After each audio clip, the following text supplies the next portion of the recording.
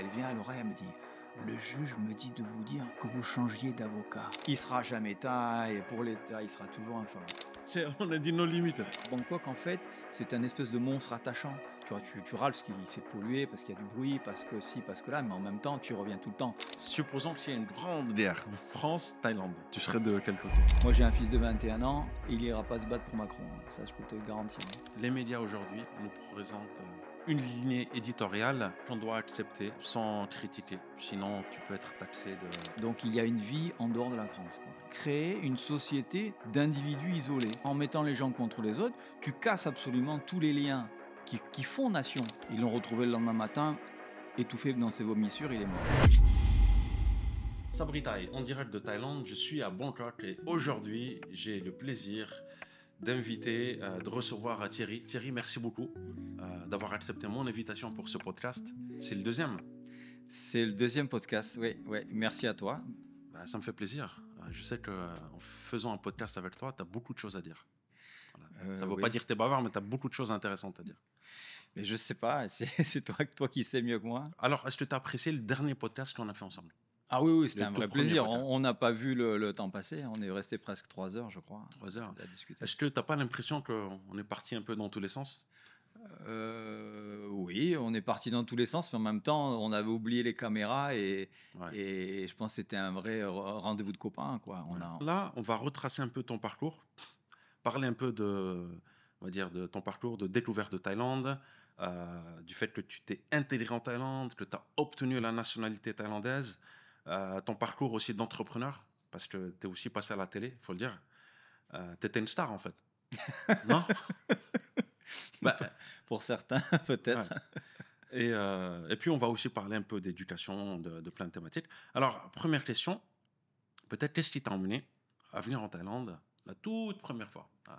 Est-ce que tu peux juste resituer l'épisode de Ipun Ipun?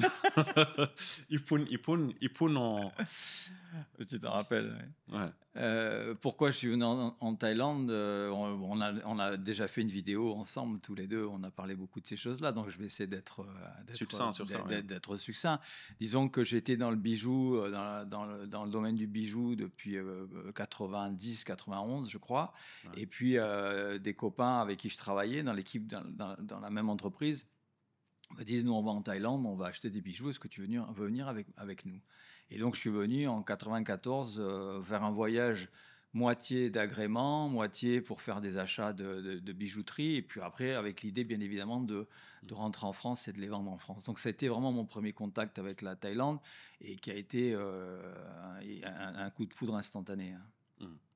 Ok. Et ensuite tu as percé, je me rappelle d'un épisode que tout le monde te regardait d'une manière un peu bizarre parce que, si tu veux, ton futur, ta réussite, tu la mettais sur des têtes de mort. C'est ça, en fait. C'est ça. C'est ton papa, si je me trompe, qui te disait arrête tes conneries avec ces têtes de mort. C'est ça. Et c'était tes bijoux, en fait. En fait, oui. C'est-à-dire qu'il y a 30 ans de ça, mon idée, c'était de faire de la bijouterie pour hommes.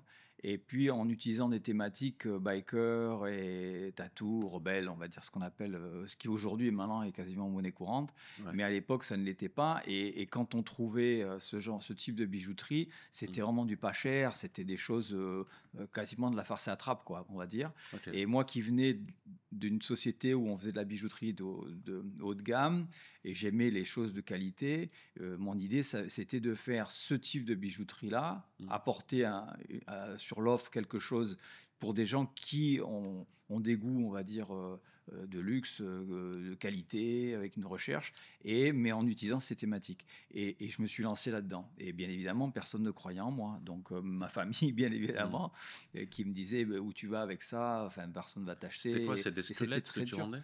Non, je faisais de la bijouterie homme, de la bijouterie rock, quoi, avec. Ok, mais il y avait des têtes de mort. Ben oui, il y a toujours. C'est d'une thématique qui est très courante dans ce milieu de biker un petit peu. Voilà, ouais, bien sûr. Ouais. Mais tu étais motard à la base? Ah oui, moi j'ai commencé à rouler quand Harley 80. Je crois que ma première Harley, je l'ai achetée en 92. Ok. Voilà, donc j'ai toujours roulé. Toutes les grosses motos que j'ai eues, c'était des Harley. Et en Thaïlande, il y a une grosse communauté de motards, non? Oui, mais je les connais pas Ouais, vraiment. En fait, bon, pour aller donc très rapidement, hein, on ouais. va dire mon parcours dans la bijouterie. Mmh. Donc j'ai monté ma propre marque en Thaïlande à contre-courant, on va dire, de tout ce qui se fait parce qu'en fait en Thaïlande, c'est plutôt des usines et c'est plutôt des copies et c'est de la manufacture. Il n'y a pas vraiment de marque qui démarre Mmh. d'ici. Donc c'était assez difficile, mais j'ai eu une idée fixe et je voulais absolument faire ça.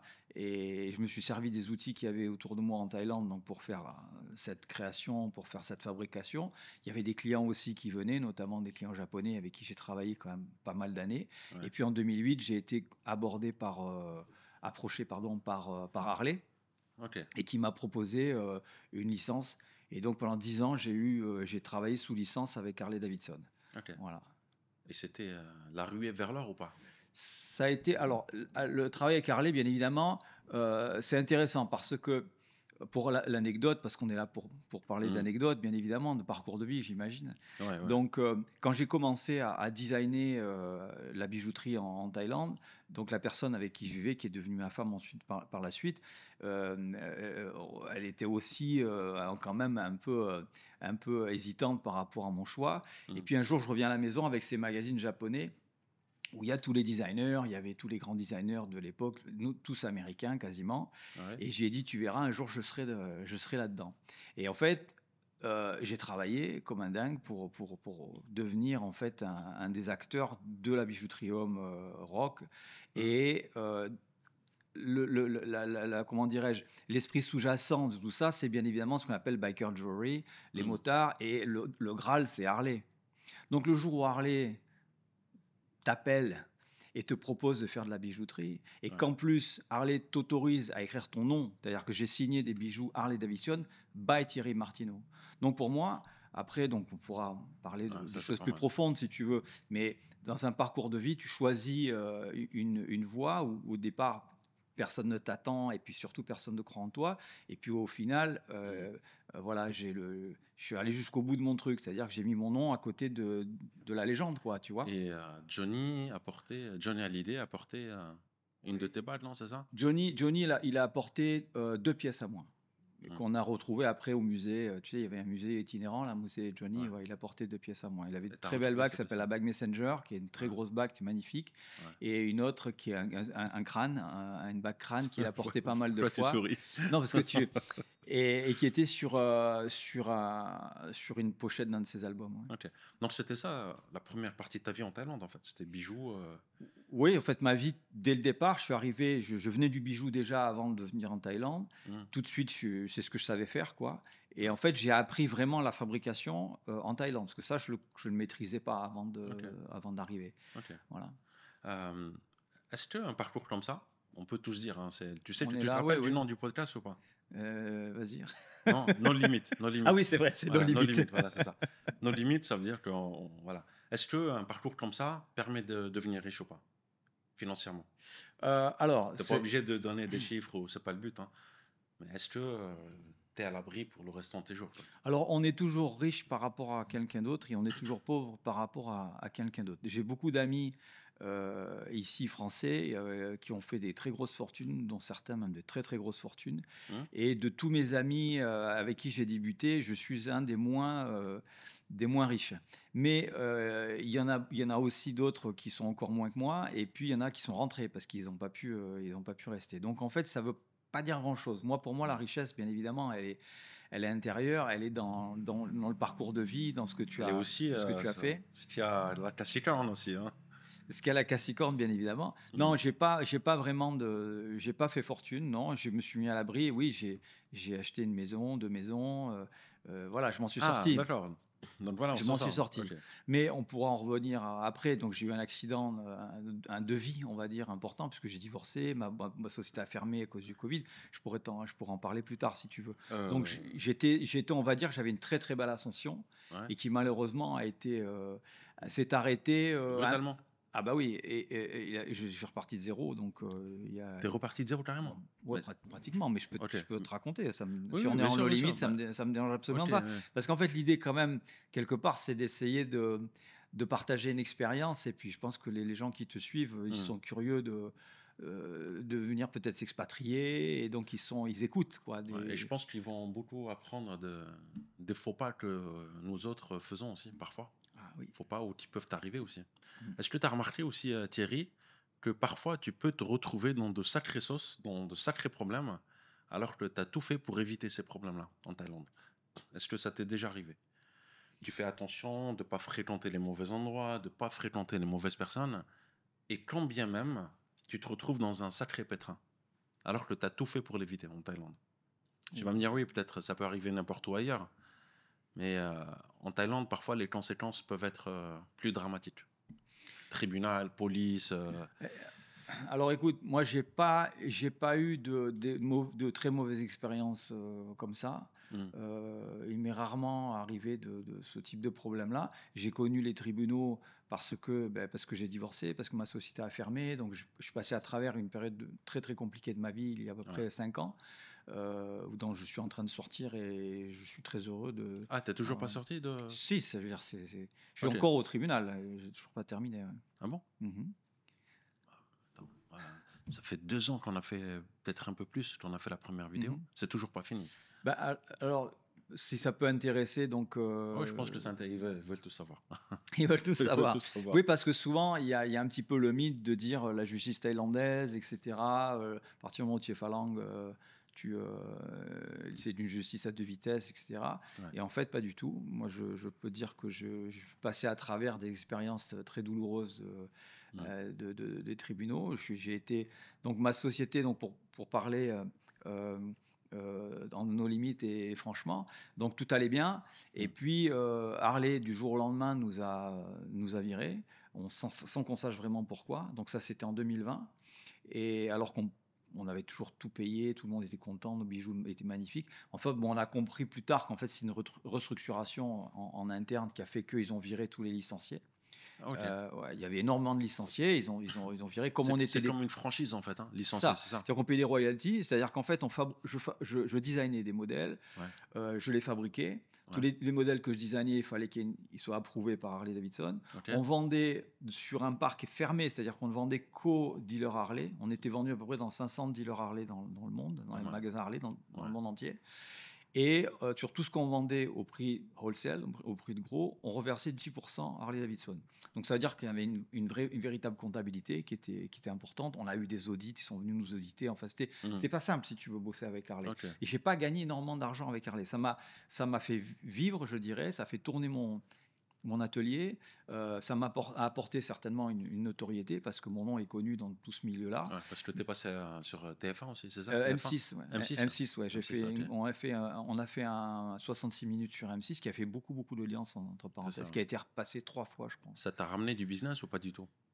Non, pas du tout. Non, juste un peu d'autorité, un peu de visibilité. Tu te fais plaisir. En fait, ce qui est intéressant, c'est comme en fait les podcasts que j'ai fait avec toi, c'est une espèce de snapshot, si tu veux, une capsule, tu vois, que tu poses à un moment donné, et pour toi, tu les revois quelques années après, et tu dis, ah bah ouais, c'était moi à ce moment-là, quoi. Et ça n'existe plus. Maintenant, c'est autre chose, quoi. C'est assez marrant. Donc, je continue, rapidement. Donc en fait, il y a eu ça, cet exercice. Nous, on avait notre marque, on avait nos magasins. Enfin, on s'est dit, bon, ben, c'est pas grave, on va continuer, on va pouvoir survivre à ça. Et le Covid est arrivé. C'est-à-dire, ça, c'était début 2020. Donc on a dit, on arrête Harley. On a pris énormément de commandes. Parce que quand les clients ont appris qu'on arrêtait, donc ils se sont tous rués sur les bijoux, parce que mes bijoux se vendaient bien et c'était beau. Et parce qu'on était les seuls à faire un produit luxe, si tu veux, de qualité, de la bague à 300 euros, à 30 grammes. La bague. Oui, c'est partie les moins chères. Donc, on avait vraiment, c'était de l'art, c'était vraiment de la bijouterie de luxe. Et là, donc ça s'arrête. Donc, les clients se ruent sur la collection. Donc, on fait un carton, on livre. Donc, on prend la trésorerie. Et boum, Covid, donc lockdown, et après, pendant 1 an, tu n'as plus de commandes. Donc pendant 1 an, j'avais plus de 30 employés avec 0 commande. Donc j'ai cramé. T'as viré tout le monde ou... Et non, tu les as gardés quand même. Je les gardais parce que rappelle-toi, tu te disais, bon, ça va durer 1 mois. Au bout d'1 mois, tu dis, ça va. C'est vrai que le mois prochain, il parle de ça va se terminer. Donc en fait, on ne savait pas le temps que ça allait durer. Ouais. Et donc, bah, tu as espoir. Tu dis, on va tenir, on a réduit les salaires, on a réduit les penses. Puis au bout d'un moment, bah, tu n'as plus d'argent. Tu n'as pas de commande, tu n'as plus rien qui rentre, quoi. Ah, Donc, d'accord, ok. j'ai tenu ce que j'ai pu tenir. Ouais. J'ai licencié tout le monde. Ils m'ont mis au tribunal parce que je n'ai pas pu payer l'intégralité Des salaires? des salaires de départ. Donc, j'ai vendu des machines, j'ai vendu ma moto, ma belle Harley, j'ai vendu tout ce que j'ai pu vendre pour pouvoir donner le maximum à mes employés. Hmm. Parce que je voulais pas qu'ils partent sans rien, tu vois. Ouais. Et c'est des gens qui avaient travaillé avec moi pendant 20 ans. Ben, je ne pouvais pas agir de la sorte, quoi, tu vois. Donc, D'accord, je donc comprends. j'ai vendu beaucoup de choses. Voilà. Et ensuite, ma femme m'a mis au tribunal. Elle a demandé, on n'a pas réussi à s'entendre, si tu Ça veux. fait beaucoup de tribunaux, hein. Oui, ah oui, oui. Donc j'ai été au tribunal attaqué par mon ex-épouse, qui a tenté en fait de me foutre dehors du pays, qui a tenté de me faire mettre en tôle. Je ne vais pas rentrer dans les détails, mais elle a fait témoigner mes enfants contre moi. Enfin, j'ai vraiment vécu l'enfer. Ok. Mais j'ai eu en face de moi des juges qui étaient impartiaux, puisque à la fin au bout de 5, je crois qu'on a fait 5 sessions, je crois, au tribunal, un truc comme Hmm. ça, ils n'en pouvaient plus. Le juge, il a pris son dossier, il l'a foutu à la poubelle. Il a dit, bon, maintenant, parce que tout ce qu'elle racontait n'était pas recevable, Hmm. et donc elle a perdu. Et là, le juge, il te dit, bon, ben, vous faites quoi maintenant? Vous voulez divorcer ou pas? Il dit, oui, on veut divorcer. Donc il prend une feuille blanche, il dit, bon, alors voilà, vous avez quoi? Donc une maison là, une voiture, ici et là. Donc voilà, moitié, moitié, moitié, moitié, moitié. Merci, au revoir. Terminé. Donc je suis divorcé avec un partage. Donc c'est pour ça, donc si tu permets, quand j'entends beaucoup de choses sur les histoires de maisons, les types qui achètent une maison, qui perdent, etc., Ouais. l'important, c'est l'origine des fonds, d'où vient l'argent. Et la deuxième chose, l'important, c'est le contrat de mariage. Quand vous vous mariez, donc vous mariez en Thaïlande, et obligatoirement, tu es marié sur le régime de la communauté, donc le jour du divorce, eh bien, c'est 50-50. Voilà, ça ne peut pas être autrement. Ouais. D'accord. J'entends aussi, alors je ne sais pas si c'est vrai ou pas, beaucoup de personnes, d'hommes qui divorcent, disent moi j'ai tout laissé à ma femme, de toutes les façons. Ah, Tu ben, peux aussi choisir de tout laisser ou pas? ah, bien sûr, ils peuvent. Donc il y en a, Si ok. tu veux tout donner, tu donnes tout. Ok, d'accord. Et donc toi, tu t'es retrouvé au tribunal cette fois-ci. Est-ce que tu es retourné au tribunal après le divorce? Oui, puisque elle a vendu une maison qui nous appartenait. Hmm. Elle a pris l'argent et ça, elle l'a fait illégalement. Donc en fait, moi, c'est moi qui l'ai attaqué Hmm. pour que cette maison fasse partie de ce qu'on appelle les marital assets. Voilà, je me bats avec ça D'accord. sur cette maison. Donc le message que tu envoies, en fait, c'est que tu sois étranger ou pas, ici, il y a une justice Ouais. et on va te considérer les faits. On va pas favoriser un Thaï parce que c'est un Thaï. C'est ça, en fait, Tout hein, à qu'on fait, veut dire. tout Ok. à fait. C'est Ok. ce que vraiment je dis. Je suis arrivé avec cet a priori. Hmm. J'étais terrorisé quand je suis allé au tribunal à chaque fois. Tu pensais que tu allais te faire expulser Complètement. Alors qu'en fait, je suis tombé sur des juges. Et à un moment donné, je peux même te dire un truc qui était très marrant qui s'est passé. La première avocate que j'ai prise, elle était naze. Elle était vraiment nulle. Elle m'a pris un paquet de pognon. Elle était nulle. Et je vois, pendant les négociations avec les avocats, le juge, etc., le juge qui appelle une petite greffière qui était à côté, il lui dit quelque chose. La nana sort du box, elle vient à côté de moi et elle vient à l'oreille, elle me dit: le juge me dit de vous dire que vous changiez d'avocat. Ah ouais? Tu sais, tu sais ce que c'est qu'un bon avocat? Un bon avocat, c'est un avocat qui connaît le juge. Ça, je l'ai entendu. Alors, je sais pas si c'est véridique. En attendant, j'ai changé d'avocat, j'ai trouvé un excellent avocat que j'aime beaucoup. Voilà. Ok. Donc, en fait, ta survie était entre les mains de l'avocat? Ou c'était, je sais pas, les faits sont là. Que l'avocat soit bon ou pas, normalement, ça peut passer. Oui, en fait, j'aurais eu un autre avocat au départ, je serais peut-être pas allé, moi, j'aurais pas eu besoin d'attaquer, parce qu'on a réussi tout de suite à prouver D'accord. certaines choses qui ont fait qu'on n'aurait pas pu. Et là, c'est vraiment le manque Ok. d'intelligence du premier avocat. Ouais. Alors, il y a beaucoup de couples comme ça qui finissent au tribunal. Mhm. Pharaon Thaï ou pas? Ouais. Pharaon étranger occidental, hein. Les étrangers sont appelés pharaons. Pour ceux qui découvrent la chaîne ou ceux qui ne connaissent pas. Parce que Thierry, ça fait 30 ans qu'il est en Thaïlande. Donc, même si c'est évident, on précise. Pharaon est égal à Palang. Pharaon. Voilà. À ne pas confondre avec le fruit. Comment on appelle le fruit en français? Le pharaon. Palang. Mancan. en français? Ah, goyave.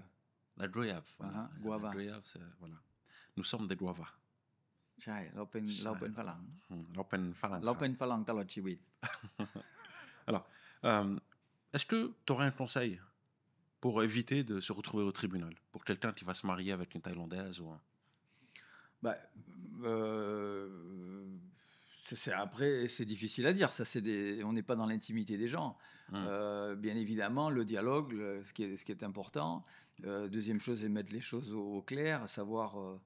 Ouais. Voilà. Et puis surtout, se marier en Thaïlande. Se marier en Thaïlande et avoir un contrat de mariage en bonne et due forme. Ça, c'est et puis important. prendre un bon avocat. Ok. Oui, tout à fait. Contrat de mariage, je veux dire, il n'y a pas besoin de contrat de mariage. Tu signes, tu n'as pas besoin de faire de contrat. Sauf si tu veux dire que l'appartement t'appartient. C'est ça, ok. C'est ça. Donc, Tu si peux faire un contrat, tu prends un avocat, un homme de loi pour faire un véritable contrat. Mais quand tu te maries en Thaïlande, c'est de toute façon régime de la communauté. D'accord. Ok. Donc, tout ce qui est acquis à partir du moment du mariage appartient aux deux époux, à moitié-moitié. Alors, 90% des mariages, des divorces en Thaïlande se font à l'amiable. Tu prends un avocat, ça te coûte 30 000 bahts, on s'assoit et on discute qui garde quoi, on fait comment. Et puis, tu as 10% de gens qui sont excités et qui disent ben non, il m'a trompé, mais il faut le prouver. Il m'a battu, ben il faut le prouver. Il faut aussi, tu vois, voilà. D'accord, ok. Voilà. Mais ça, c'est une attaque, mais il faut vraiment un dossier qui soit très solide. Ok. Voilà. Est-ce qu'on a une idée du taux de divorce en Thaïlande? En France, je crois qu'il est de 50, un peu plus de 50, je pense. Il est assez élevé quand même. Assez élevé quand même. Je sais pas, j'ai pas les chiffres exacts, mais intéressant. mais Si on a c'est qui quand peut même avoir assez ça élevé. et poster ça en commentaire, ça décourage certains de se marier. Beaucoup. Ouais. De se marier. Ouais. Moi, je dis mariez-vous. C'est important. Ouais. C'est important. Ce sera à refaire. Moi, je refais. J'ai vécu plus de 20 ans avec mon ex-femme. Ouais. Et je suis remarié. Alors que je m'étais dit, plus jamais. Je me rappelle de ça. La dernière vidéo, tu m'as dit non, je ne me remarierai pas, je n'ai pas besoin. Et oui. Et tu t'es remarié. Et bien, je me suis remarié. Et je me suis remarié parce que déjà, j'ai trouvé. Avec une femme du Nord, de Chiang Rai. Tout comme toi, moi. Voilà, donc nous sommes tous les deux mariés avec des femmes du Nord. Mais c'est très bien. Alors, est-ce qu'on pourrait parler, voilà, je pense que ça va intéresser quelques personnes. Qu'est-ce qu'elles ont de plus, les femmes du Nord? Enfin, on parle plus des femmes, des hommes aussi. Cette région-là, on dit toujours, comment dirais-je, ils sont très cool, la vie douce, tu vois. Est-ce que tu as quelque chose à rajouter? Je vais te raconter une anecdote. Au tout début de mes premiers voyages en 95-96, où je venais faire fabriquer mes bijoux, donc je viens fabriquer mes bijoux et je rencontre bien évidemment des Thaïs. Et puis la première question qu'on te pose quand tu as 30 ans, alors vous êtes célibataire, etc. Ça tourne toujours autour des nanas. Ouais. Et je leur dis, maintenant je suis célibataire. Il dit, many fish in the sea, but it's very difficult to find the right fish. Enfin bon, tu vois tout ça. Et puis un jour, un Thaï me dit, c'est nous, les Thaïlandais. Alors je répète ce qu'on m'a dit, hein, je ne dis pas que c'est absolument vrai. Il me dit, quand on veut, on s'amuse, on vit, etc. Et puis le jour où on veut vraiment se marier, nous les gens de Bangkok, on monte dans le nord. Ah ouais. Il m'avait dit ça. Et alors, est-ce que c'est vrai ou pas? Je ne peux pas me faire d'ennemis de faire de polémique. Bah, surtout ceux qui ont des femmes de Lissan hein, qui vont t'en vouloir. Oui, complètement. Mais c'est pour ça que je préviens. Je dis non, c'est pas moi ça vient pas de moi. C'est quelque chose c'est un Thaï qui m'avait dit ça, un habitant de Bangkok qui m'avait dit ça. En attendant, je ne pensais plus me marier. Je pensais très honnêtement que ma vie, je voulais pas rester seul, mais je m'étais dit, il faudra que je fasse des compromis parce que je trouverais pas quelqu'un vraiment avec qui il y a un amour qui puisse revivre après tout ce qui m'était arrivé. Quoi, j'étais vraiment très c'est normal. Ouais. Tu très blessé, meurtri. Et puis je tombe sur quelqu'un qui est extraordinaire, et puis c'est surtout qui est la douceur même, la gentillesse, et puis ou qui avait vécu aussi une aventure très douloureuse, qui savait ce qu'elle ne voulait plus, donc tout à fait comme moi, ce qu'elle voulait, et puis voilà, et puis tu te dis, bah si, ça existe, quoi. On peut trouver quelqu'un avec qui vraiment on a les mêmes... Est-ce que tu voyages souvent? Très peu. Chiang Mai, Chiang Rai? Très peu. Même pas? Non. Tu connais la région un petit peu ou pas? Très peu. Ouais, pas du tout. Alors c'est curieux parce que souvent les gens qui viennent en Thaïlande me disent alors il faut que j'aille où, etc. Et j'ai du mal parce que j'ai peu voyagé finalement en Thaïlande. Pendant toute ma vie, mes voyages, j'allais souvent à l'étranger, puisque j'allais aux États-Unis une fois ou deux fois par an pour le boulot, j'allais au Ouais, Japon, j'allais en Europe. En vacances avec les enfants, on partait des fois en Indonésie, on partait à Sri Lanka, on a fait pas mal de ok, choses. à l'étranger. Alors Ouais. bon, oui, je connais Phuket, je connais Samui, je connais Chiang Mai, mais je suis pas vraiment, tu vois, Mais tu as un vécu à Bangkok. spécialiste. Tu as vécu à Bangkok. Ah oui, moi c'est Bangkok, Prakanong, Prakanong, Onut, Ekam Mai, Tonglor, Voilà, ceux qui cherchent Thierry. voilà. Ceux qui me cherchent, vous êtes là au Onut, je suis là. Ouais. D'accord, tu te vois pas du tout habiter dans le nord, tu te vois pas du tout habiter à, je sais pas, Bah, à Koh Samui. tu sais, j'ai une maison, j'ai un terrain qui est à 2 heures de Bangkok, à Saraburi exactement, Ouais, une maison que j'ai construite et j'aimerais bien y vivre. Alors, je me bagarre pour cette maison parce que le partage a été fait, mais la vente n'a pas été terminée. Enfin bon, je ne vais pas rentrer ah, dans les c'est détails. pas Je fini continue à encore. me bagarrer pour cette maison Ok, et puis je compte y vivre pour mes vieux jours. Ouais. d'accord. Donc ce sera Saraburi. Ouais. Qu'est-ce qu'il y a de beau à Saraburi? Pas Sinon. grand-chose. Il y a un lac magnifique qui est pas très loin. Hein. Voilà, il y a la campagne avec le calme, la gentillesse des gens, les marchés autour, les temples. Des étrangers? Non. Ok. Tu as cité les temples. Est-ce que c'est important pour toi qu'il y ait des temples aux alentours? Moi, je voulais parler un peu de tes croyances en fait. Est-ce que tu as une spiritualité ou pas?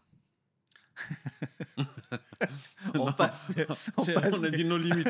Non, mais on passe du tribunal au temple. ouais, non, mais c'est. Je pense que là, j'essaie de me projeter. Hein. Ouais. Mes vieux jours, ce sera dans un village à Saraburi. Il y a les marchés, et t'as cité les temples, etc. C'est quoi? C'est quelque chose qui t'apaise. Tu y vas de temps en temps. Tu te vois bien avoir un quotidien entouré de temples, de marchés. C'est ça, en fait, que tu vois. Alors, alors c'est curieux parce que moi, les temples, je les vois. Moi, je suis pas bouddhiste, si tu Hmm, veux. Donc, je dirais que la spiritualité bouddhiste, hmm, la philosophie bouddhiste, bien évidemment, m'interpelle. Et en fait, même si tu profites pas du temple, toi, parce que tu n'y vas pas, mais tu en profites du fait que les Thaïlandais y vont et que ok. le bouddhisme dans lequel nous vivons, en fait, imprègne Hmm, toute la société et qui fait que nous vivons entourés de bouddhistes. Et donc le temple, tu vois, on en profite, je dirais, d'une manière indirecte parce qu'il influence la population et les gens avec qui tu vis. d'accord, ok. Tu vois. Alors oui, j'ai une spiritualité, bien évidemment. On va Ok. dire que je suis de sensibilité catholique, on va dire ça comme ça. De sensibilité, j'adore. Oui, parce que Ouais, je suis pas pratiquant. ouais. Mais pour moi, le message du Christ, c'est le seul et l'unique, quoi. Aimez-vous les uns les autres, Hmm. et voilà. Un message de paix. Ok. Et donc, tu ne te vois pas vivre ni à Phuket, ni à Koh Samui, ni dans ces destinations que tant d'expatriés, d'immigrés choisissent. Non, Ça t'intéresse pas du tout. ça m'intéresse pas. En vieillissant, en vieillissant, on a moins envie d'être dans la foule. On a moins envie de perdre du temps avec des gens quand tu sais que tu. C'est pas que les gens sont pas intéressants. C'est Hmm. est-ce que toi, tu es capable de de te rendre intéressant à leurs yeux ou de créer quelque chose alors que tu sais que bon, tu es en recherche d'autre chose en fait. Hmm. Donc je préfère mon concept d'avoir cette maison à la campagne. J'aimerais poser un ou deux bungalows sur mon terrain, non pas pour en faire du business, mais pour être capable de t'inviter, tu vois, pour venir passer 2 3 jours avec ton épouse et ton gamin, et puis créer une espèce de cercle vertueux, tu vois, autour de toi, où tu peux rencontrer des gens que tu aimes, et puis pas me couper de Bangkok, parce que Bangkok, en fait, c'est un espèce de monstre attachant. Tu vois, Hmm. tu râles parce qu'il s'est pollué, parce qu'il y a du bruit, parce que si, parce que là, mais en même temps, tu reviens tout le temps. À Bangkok, tu vois, je venais, ce matin, je suis venu pour, Ah, t'es venu. à ce- Ah, ok. à Je ce- pensais que tu étais venu non, ça, j'arrive de la maison, de j'arrive Prakanam. de Ok. nous, mais tu sais, j'ai pris le BTS qui était bien plein, mais enfin bon, ça va, quoi. Tu pas, Hmm. tu vois, les nanas, elles sont propres, ça sent bon, et personne parle. Je veux Ça- dire, tu vois, c'est pas, Ouais. tu m'as compris, hein, Ouais. voilà. Je descendais et je marchais et je venais à ce rendez-vous Mhm. et j'avais une espèce de sentiment de bien-être, tu vois. Je me disais, mais qu'est-ce que je suis bien, quoi. Qu'est-ce que je suis bien ici. Et je regarde, je sais pas comment t'expliquer, l'impression d'être à ta place, l'impression d'être chez toi. l'impression qu'il ne pourra rien t'arriver, quoi. Tu marches tu sais, je marchais sur ce flyover là pour Mm. revenir en descendant du pied. Et je pensais à ça. J'ai dit, Mm. tiens, qu'est-ce que je vais raconter à Sabri, tu vois? Et j'avais ce sentiment de bien-être qui m'envahissait tout en marchant vers toi. Mm. Et je me dis, Bangkok, c'est vrai, c'est un monstre, c'est polluant, c'est pollué, il y a des bagnoles de partout, il y a du bruit, etc. Et en même temps, on se sent bien, quoi, tu vois. Mm. Je pense qu'à Bangkok, il y a cette énergie qui s'imprègne de toi, en fait. Ouais. Mais cette sensation de bien-être, toi, tu la ressens. Il faut le préciser parce que, enfin, pas parce que, mais tu es aussi taille. Tu as peut-être moins de problèmes que d'autres immigrés ici qui doivent renouveler leur visa chaque année, faire, comment on appelle ça, pointer tous les 90 jours, le 90 Days Report, tu vois. Donc, ils sont peut-être perçus différemment au regard des Thaïlandais. Toi, aujourd'hui, ça fait 30 ans que tu es là. C'est peut-être ce qui explique ta sensation de bien-être. C'est vraiment ton pays, en fait, la Thaïlande, maintenant, c'est ton pays. Alors, je ne sais pas comment vont te percevoir les Thaïlandais, parce qu'on dit souvent un étranger restera un étranger. Peut-être que toi, ta perception est différente. Alors, ce que ressent un étranger avec cette histoire de visa et de pointage, comme tu viens de l'expliquer, je l'ai vécu pendant plus de 20 ans. Donc, je sais de quoi on parle. Hein. 20 ans. Eh ben oui, parce que j'ai vécu, j'ai la nationalité thaï depuis 6 ans. Je suis en 2019, on est en 2025. Ça fait 6 ans que je suis thaï. Pourquoi tu l'as demandé aussi tard? Tu l'as demandé au bout de 20 années? Attends, j'ai demandé en 2013, je crois. 2012 ou 2013. Ok. Ouais. Donc, tu l'as pas demandé les Tout de premières suite en années? arrivant. Non, parce que... Non. En fait, c'est deux choses. La nationalité thaï, bien évidemment, c'est un Graal, quelque part, quand tu es avec des visas, que tu fais tous les ans. Mais tu sais qu'en même temps, ça devient une espèce de routine. Tu sais que si tu es installé, tu as ta société, tu as ta secrétaire, comme beaucoup de gens ici, où on est employé, on travaille. Et au bout d'un moment, on n'y pense plus parce qu'on sait que. Mais enfin, tous les ans, quand tu dois faire la queue à Changwatana avec ton ticket et avec ton truc à la main en attendant qu'on te mette un coup de tampon, bah, tu stresses. Et tu dis, merde, j'aimerais bien, j'en ai marre. Et puis quand tu commences à t'acheter une maison, et puis quand tu commences à avoir une société, et puis tu as des enfants, et puis tu as tes amis, et puis tu as ta bagnole, puis ta vie, elle est ici, et tu te rends compte que finalement, si ce coup de tampon, tu l'as pas, eh ben, tu dégages. Et tu peux, quelque part, dans l'absolu, si tu veux, ta vie, elle est suspendue à un coup de tampon sur un bout de papier, quoi. Tu vois, donc, plus tu avances dans le temps, plus tu crées ton patrimoine, je dirais, matériel, mais aussi ton patrimoine affectif, social, tu vois. Ouais. Et tu te rends compte de ta précarité, elle est grandissante, quoi, tu vois. Ouais. Et là, tu penses à te dire, bon, comment je fais, quoi. Et c'est, en fait, moi, c'est une circonstance, parce que pour moi, la nationalité, c'était un truc impossible. C'était impossible, j'y pensais même pas. Et c'est là où je suis en face de l'officier à l'immigration, ce qu'on connaît, puisque tu retournes tous les ans, c'est la même. On lui a amené des petits cadeaux, des trucs, parce que c'est une copine. Et puis un jour, je lui dis, je vous aime bien, parce qu'on discutait les enfants, les trucs. Et puis, je vous aime bien, mais enfin, bon, j'en ai un peu marre de vous voir, tu vois, en déconnant. Elle me dit, mais pourquoi vous ne demandez pas la nationalité thaï? Mais j'ai dit, parce que je peux pas, parce que j'ai pas la résidence. Parce que moi, on m'avait dit, il faut que tu fasses la résidence, c'est compliqué, là.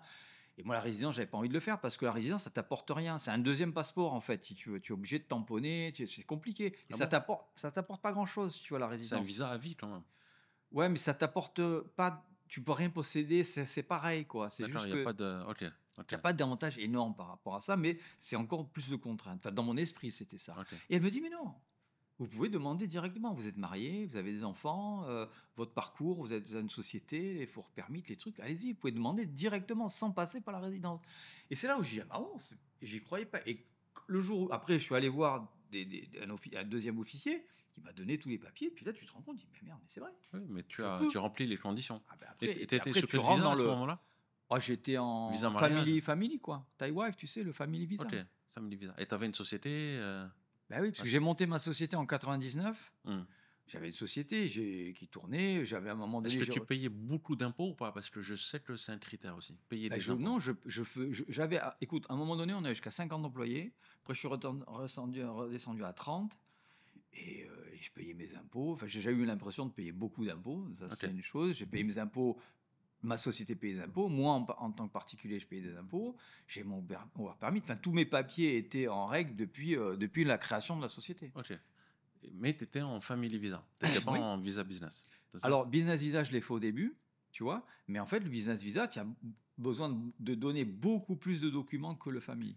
D'accord, OK. C'est pour ça qu'après, j'ai basculé sur le family. Mmh. D'accord. Et je peux savoir qu'est-ce qui a motivé, heu, bah, tu viens de répondre en Ah fait, oui. mais c'était pas vraiment Non, j'y croyais pas, donc j'étais pas motivé pour le faire, si tu veux, parce que je pensais que ouais, c'était un truc impossible. Jusqu'au jour où on m'a mis les papiers sous le nez, on m'a dit, bah, tu as besoin de ça, ça, ça, ça, ça. Puis j'ai dit, bah, tout ça, je l'ai, je ouais, remplis les critères. Puis je l'ai fait en me disant, on verra bien, tu vois. OK. J'étais pas là à dire, je vais être taille, je vais Et être ça a taille, quoi. duré quand même, combien 6 d'années? ans. 6 ans pour que tu l'aies? Ouais. Mais pendant 6 ans, tu t'y penses même plus. Tu Ouais, sais, j'avais complètement oublié, même. Tu vois, des fois, je ouais. recevais les papiers. Ah oui, c'est vrai, il y Et a ce c'est-à-dire truc-là. que pendant 6 ans, on t'invite à des entretiens C'est ça. ou, d'accord, Bah oui, des bon, entretiens chaque année? on en a, on en a Non, parlé de non, tout ça. mais non, non, on n'a pas parlé du process, voilà. Oui, Tu as ben, parlé, enfin, des documents, ce qu'il fallait un petit peu, mais est-ce que, on t'invite à chaque année pendant 6 ans? non, Ou c'est est-ce que pas tu viens la chaque première année. année et Je puis, crois que j'ai fait un premier à la police, un deuxième à la police. J'ai fait un troisième entretien, je crois, ça devait être les gens du ministère de l'Intérieur ou quelque chose comme ça, dans un McDonald's sur Chitlom. dans un McDonald's? Ouais. Et le dernier, c'était le big one à la fin où tu vas vers Lanluca là-bas, tu sais. OK. Il y a un bâtiment du ministère de l'Intérieur et tu vas là, voilà. Le ministère des Affaires étrangères, je crois que c'est. Et tu penses que ça se décide dans les backstage ou est-ce que ça se décide en face de toi en entretien? Bah, d'abord, il faut remplir les conditions. Mmh. Donc, il y a des conditions qui sont claires et nettes. Tu retrouves ça sur Internet, hein, Tu tu avais fais des tes enfants à revues. l'époque ou pas? Ouais, bah, je sais toujours, hein, Ah ouais, tu avais des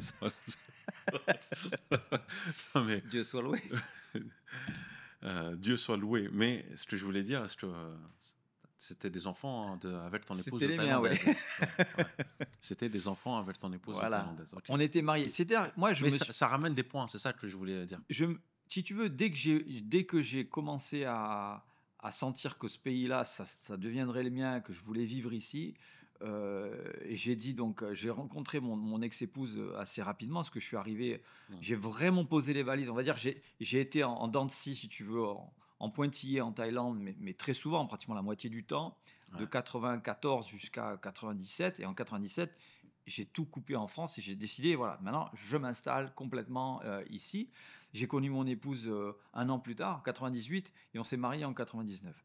Mmh. Et dès que j'ai commencé à travailler, j'ai tout de suite voulu être légal. Tu vois. Donc, la première chose qu'on a fait, c'est monter une société, on a loué une maison, on s'est marié, on a fait le contrat de mariage, Mmh. pas le contrat de mariage, pardon, on a fait le mariage taille. Le mariage taille, je l'ai fait traduire en France. Donc, on était, voilà, j'ai fait mes visas, mes work permits, ma société, j'avais une comptabilité exemplaire. Écoute, c'est pas compliqué. Ma société, je l'ai créée en 99. Jusqu'à aujourd'hui, je n'ai jamais eu de contrôle fiscal. Voilà, jamais. Ils sont jamais venus m'emmerder, si tu veux, les gens les gens de tax department. Bah, c'est peut-être Par, comment ici? C'est non, parce que j'ai toujours présenté quelque chose de nickel. Mmh. Voilà. Et donc, en Thaïlande, je te l'avais dit dès la première interview, à partir du moment où tu fais les choses propres, nickel, tu suis la loi, tu fais tout, on t'embête pas. Mmh. Qu'est-ce qui a changé dans ton quotidien? Le fait que tu sois thaï, tous les jours? Alors, Est-ce que tu te réveilles? Est-ce que écoute, je vais te, ouais, un peu te décevoir parce qu'en fait, tu te rends compte qu'il n'y a pas grand-chose qui change, quoi. Si ce n'est peut-être au fond de toi quelque chose qui est pas visible, comment te dire. Peut-être une sensation dont tu parlais tout à l'heure. Mmh. C'est fort possible, si tu veux, cette sensation de dire, ben, je suis chez moi, de se sentir en sécurité. Je Mmh. me sens chez moi en sécurité. Ouais. Mais est-ce que au regard des Thaïlandais, Ouais. On est d'accord sur ça. On y va. Tu seras toujours Vas-y.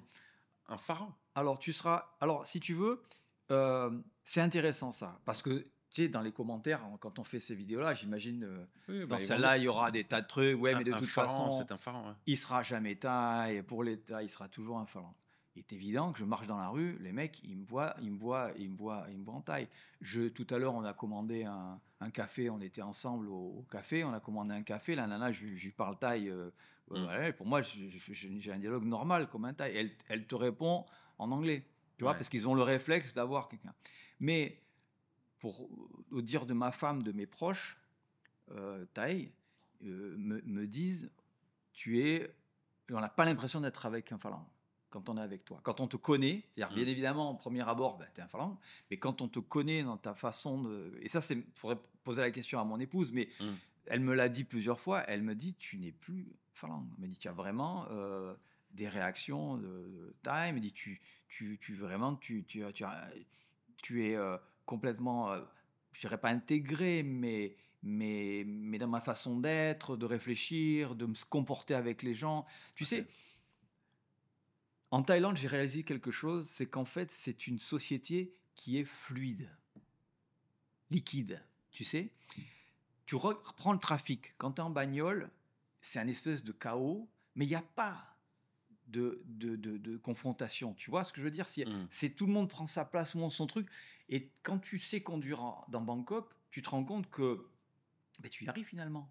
Et en fait, sans énervement, sans truc, ça passe toujours. Ça Il y a klaxonne toujours, jamais ici. Hein. ça klaxonne jamais. Ouais. Et bien la Thaïlande, la société thaïlandaise, elle klaxonne pas non plus. Tu vois. Et quand tu as compris ça, qu'en fait, dans tes relations avec les gens, tu as compris ça, que tout se fait d'une manière fluide, en fait, tu deviens thaï. Tu vois. Et elle me dit, quand je suis avec toi, elle me dit, j'ai vraiment l'impression d'avoir un mari thaïlandais. Tu réagis plus pas comme un étranger. Ouais, tu ne râles pas, tu ne cries pas, tu ne Non. t'affiches pas, Non. tu essayes d'être... trouver des solutions en fait. J'ai pas été comme ça en D'accord. arrivant, ça je te garantis. Ouais, mais j'imagine en 30 ans. J'en ai pris dans la gueule. Hein. Ouais. Est-ce que tu as l'impression que d'année en année, tu apprends de nouvelles choses en étant en Thaïlande ou pas? Ouais, bien sûr. J'apprends. Même au bout de 30 ans, il y a des nouvelles choses que tu découvres ou pas? Oui, je découvre, oui. Je découvre surtout à ce niveau-là. Je me découvre moi, tu vois. Et tu découvres qu'en fait, quand tu es dans la non-opposition, quand tu es justement dans ce laisser, je dirais pas un laisser-aller, parce que c'est pas un laisser-aller complètement, tu vois, cette espèce de fluidité des choses, eh bien, tu te mets dans le courant. Et les choses se passent vraiment bien. Je vais te raconter une anecdote. Qui m'est arrivé il y a pas très longtemps. Donc, bon, avec ma nouvelle épouse, on a monté une agence immobilière. Okay, on a monté petite agence immobilière. On est à Haute-Noute et on faisait ça en ligne, etc. Et on décide de prendre un magasin. On me dit, je veux prendre un magasin. Donc, pour nous, j'ai peu d'économies qui me restent, si tu veux. Donc, j'ai un gros investissement. Donc, on prend un magasin. On ouvre notre magasin, donc on met toutes nos économies. Comme je l'ai dit, moi, les choses, elles sont faites nickel. J'ai une société. Mon épouse, elle a fait une licence pour être agent immobilier, tout ça. Donc, il y a un vrai... C'est long à faire ça ou pas? Non, c'est pas très compliqué. Mais en fait, il faut le faire quand même. C'est assez chiant. Bref, c'est voilà où je veux en venir. Et le magasin contre nous, c'est un salon de coiffure. Okay, et salon de coiffure, il y a la copine qui vient et qui prend des feuilles A4, elle colle sur la vitrine contre notre magasin. Nous, on paye, on paye un loyer, si tu veux, c'est important. Pour nous, c'est un risque, il y a un stress, si tu veux, quand tu commences ce truc-là. Et elle va, avec 3 bouts de scotch, elle pose des annonces de trucs à vendre, à louer, etc. Alors, au bout d'un moment, on se dit, bon, on est là, elle va les enlever, quoi, tu vois, parce que là, tu as une vraie agence immobilière, parce qu'il n'y en avait pas d'autres, si tu veux, dans tout l'immeuble, tu vois, c'est un immeuble, un groupe d'immeubles. Elle colle les affiches sur son salon de coiffure. Sur son salon. Mais toi, tu as investi, tu sais, avec le loyer, le dépôt, les travaux, avec etc., les licence, licences, machin clean, et elle est à côté, elle fait ça au black, elle pose ses trucs. Ma femme, au bout d'un moment, on démarrait, on n'avait pas trop de clients et tout ça, donc tu stresses. Et tu dis, putain, fais chier, qu'est-ce qu'on va faire et tout ça, et comment, et tu vois. Et là, je me sentais, et là, je me suis mis en mode d'observation. Et tu vois, tu parlais de spiritualité. Donc là, pour moi, c'est un exercice spirituel, si tu veux, cette affaire. Parce qu'il me revient au fond de moi des réflexes. Me dire, comment on va faire? On va aller se plaindre au syndic, on va y envoyer, tu sais, tous les trucs qui te montrent. Ouais. Et je me disais, ma femme aujourd'hui, elle est du Nord, elle est calme, tu vois. Et je lui dis, on va essayer en fait je vais rester en retrait, je vais rien dire. Je vais me la fermer. Alors, mais j'avais toujours tu sais, ces trucs ces réflexes qui te reviennent. Hmm. Et puis au bout d'un moment, la nana, elle a commencé à enlever un petit peu ces trucs. Et puis, bonjour, commence à parler, tu sais. Voilà. Et je la vois avec ma femme, elle commence à discuter. Une fois, deux fois, je les vois qu'ils boivent le café. Et puis un jour, je la vois en train de manger avec elle. Moi, pour l'instant, j'étais, tu vois. Hmm. Et puis après, je mange avec elle. Et puis on commence à sympathiser. Et tu sais où on en est aujourd'hui? Aujourd'hui, le magasin à côté, c'est plus un salon de coiffure. Ah bon? Il a été loué à un restaurant. C'est nous qui avons loué, donc on a pris la commission sur la location. Le propriétaire, il a voulu le vendre. C'est nous qui avons fait la vente. On a pris la commission sur la vente. Et la nana en question qui posait ses affiches, aujourd'hui, elle bosse avec nous. Elle est partenaire avec mon épouse et elle partage les commissions. Elle s'apporte toutes les deux le boulot, etc. Et moralité de l'histoire. Et ça, c'est ça pour moi la Thaïlande. C'est arriver à te dire, le temps fait bien les choses. Ça sert à rien de s'énerver, ça sert à rien de rentrer dans une confrontation avec qui que ce soit, parce que de toute façon, avec des sourires, de la gentillesse et du calme, de toute On manière, arrive à résoudre. on arrive mais plus qu'à résoudre. Parce que là, on n'a même pas résolu, on a carrément construit quelque chose avec cette personne, si tu veux. Et aujourd'hui, elle est tous les jours dans mon bureau et apporter des clients, apporter des trucs, des affaires avec Ça, mon c'est épouse. excellent, ça. Ouais. Voilà. Alors qu'en fait, un réflexe normal, ça aurait été d'aller en confrontation Ouais. et de tout briser, en fait. Voilà. Mais je dis pas que je n'y ai pas pensé, si tu veux, parce que j'ai un formatage, tu vois. Mais je me suis dit, non, je ne veux pas de confrontation, je veux pas d'histoire. Laissons faire les choses, on verra bien ce qui va se passer. Tu sais à quoi ça me fait penser? À certains business, par exemple à Koh Samui, à Phuket. Tu as par exemple un propriétaire d'hôtel qui va aussi faire de la location de jet ski, il va vendre des tours, il va vendre louer des scooters, des voitures. En fait, ils font un peu de tout. Et est-ce que c'est pas une pratique courante? Parce qu'en fait, cette dame-là, dans le salon de coiffure, elle faisait rien de mal concrètement. Elle faisait rien de mal dans le sens où je dirais même rien d'illégal, parce que quand bien même c'est en noir, mais c'est quelque chose qui se fait souvent. Oui. C'est quelque chose qui se fait. C'est-à-dire que j'ai mon business, mais je peux faire ce qu'on appelle de l'affiliation, c'est-à-dire proposer d'autres services pour d'autres personnes. Voilà, à mettre des annonces. Il n'y a rien qui l'interdit concrètement. En fait, mais vis-à-vis de toi, moralement, je suis d'accord que... Le salon de coiffure n'était pas à elle, c'était une copine à elle. Okay. Et elle venait, elle était copine avec le salon de coiffure. Et comme il n'y avait pas d'agence immobilière dans tout la résidence, si tu veux, nous, on est arrivé quelque part, on lui a piqué son business. Tu vois, parce qu'elle faisait ça depuis 10 ans, la nana. Ah bon? Avec ses petites affiches, ses machins, elle était seule, alors c'était la reine. Les méchants. Mais oui, c'est nous les méchants dans l'histoire. Bon. Et elle a eu l'intelligence de venir bosser avec nous. En se disant, je ne vais pas aller me bagarrer avec eux, de toute façon, puisque eux, ils arrivent avec une manière de faire complètement. Non, mais c'est pour revenir à cette histoire de fluidité, si tu veux, te dire, ça sert à rien parce que tout s'arrange finalement. Tout s'arrange et on arrive toujours à. Je pense que le facteur temps, c'est un facteur qui arrange beaucoup de choses en fait. Et si tu veux faire une comparaison entre l'Europe, je dirais la culture occidentale et la culture asiatique, ici on est sur un temps long. Et le temps est très très important. Et alors qu'on vit beaucoup plus dans l'instantanéité, on va toujours avoir raison, on veut toujours connaître tout, il faut avoir de l'argent tout de suite, il faut faire les choses très vite, etc. Ici, on a le temps de faire les choses. Parfois, lorsqu'il y a des conflits, est-ce que tu n'as pas l'impression que laissons les Thaïs gérer seuls, entre eux? Tu vois, par exemple, là, tu as ta femme. Est-ce que c'est toi qui a pris l'initiative? Enfin, je pense que c'est la femme qui est venue vers vous, c'est ça, hein? Oui, ça s'est fait d'un bonjour par politesse, si tu veux. Thaïlandaise, ou est-ce que ça s'est fait à travers toi? Ah non, surtout pas. C'est mon épouse. C'est ton épouse. Donc voilà, il faut dire une chose, c'est que que ma nouvelle épouse, qui s'appelle Missouk.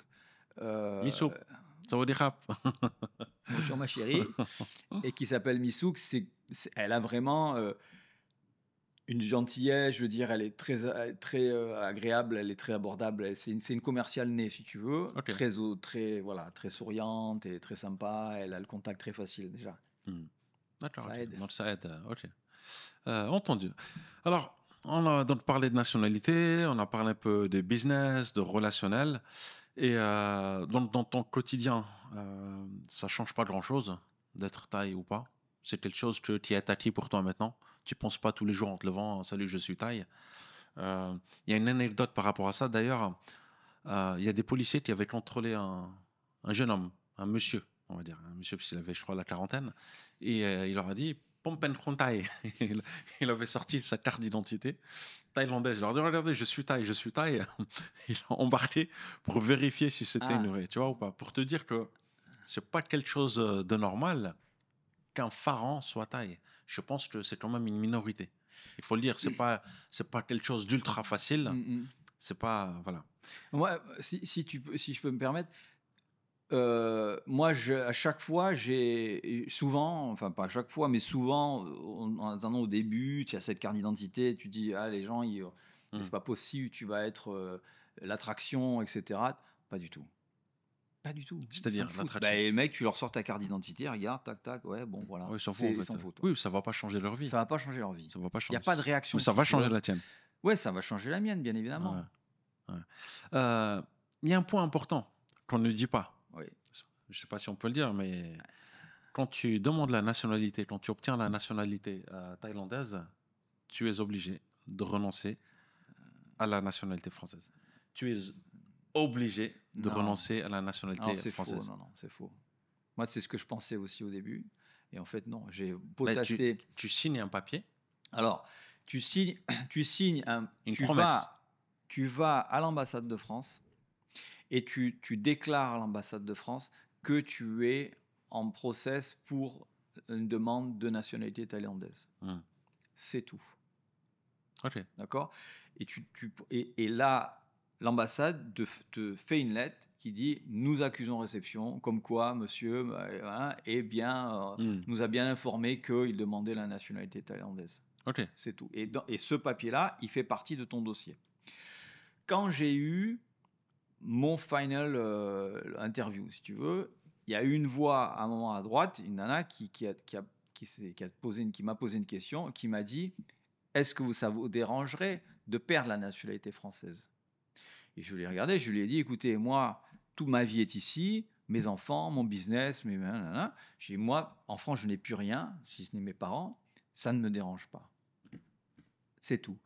À aucun moment par la suite, on m'a demandé de renoncer à ma nationalité française. Et bien évidemment, cette histoire de nationalité, puisqu'on m'a posé souvent les questions, donc plus tard, en fait, j'aurais dû le faire avant, mais bref, je l'ai fait après.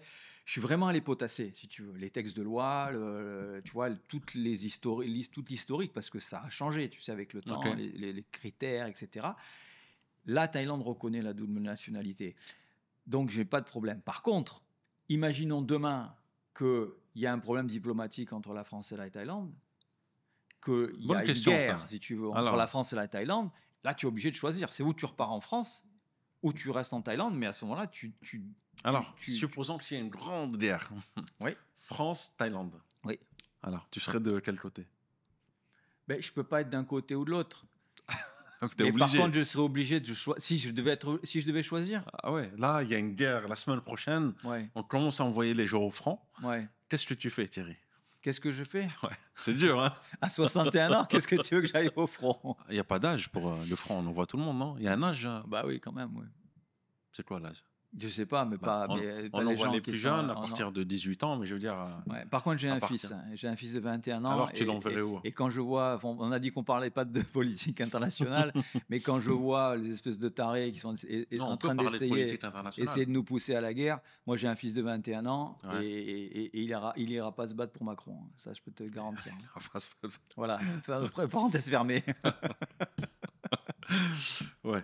Ouais. On a l'impression, c'est vrai on a l'impression que la guerre est imminente quand même. En France, on est en train de...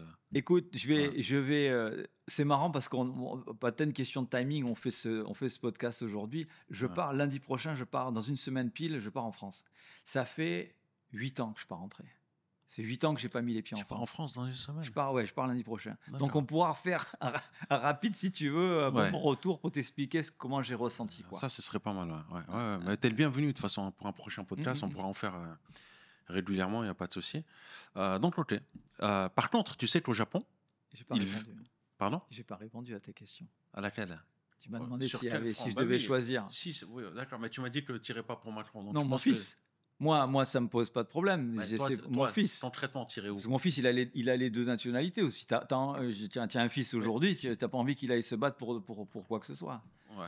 Non, mais déjà, j'ai pas envie de. Ouais, c'est clair. Eh ben T'as pas oui. envie qu'on se batte pour toi, tout ça. Non, Ok. si je devais choisir, si imaginons, tu vois, Fais voilà. attention à ce que tu vas dire, Si parce on, qu'ils savent que tu habites à.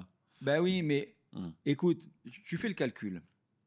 Je suis né, donc voilà, on va dire, j'ai commencé à venir voyager ici à partir de 30 ans. Hmm.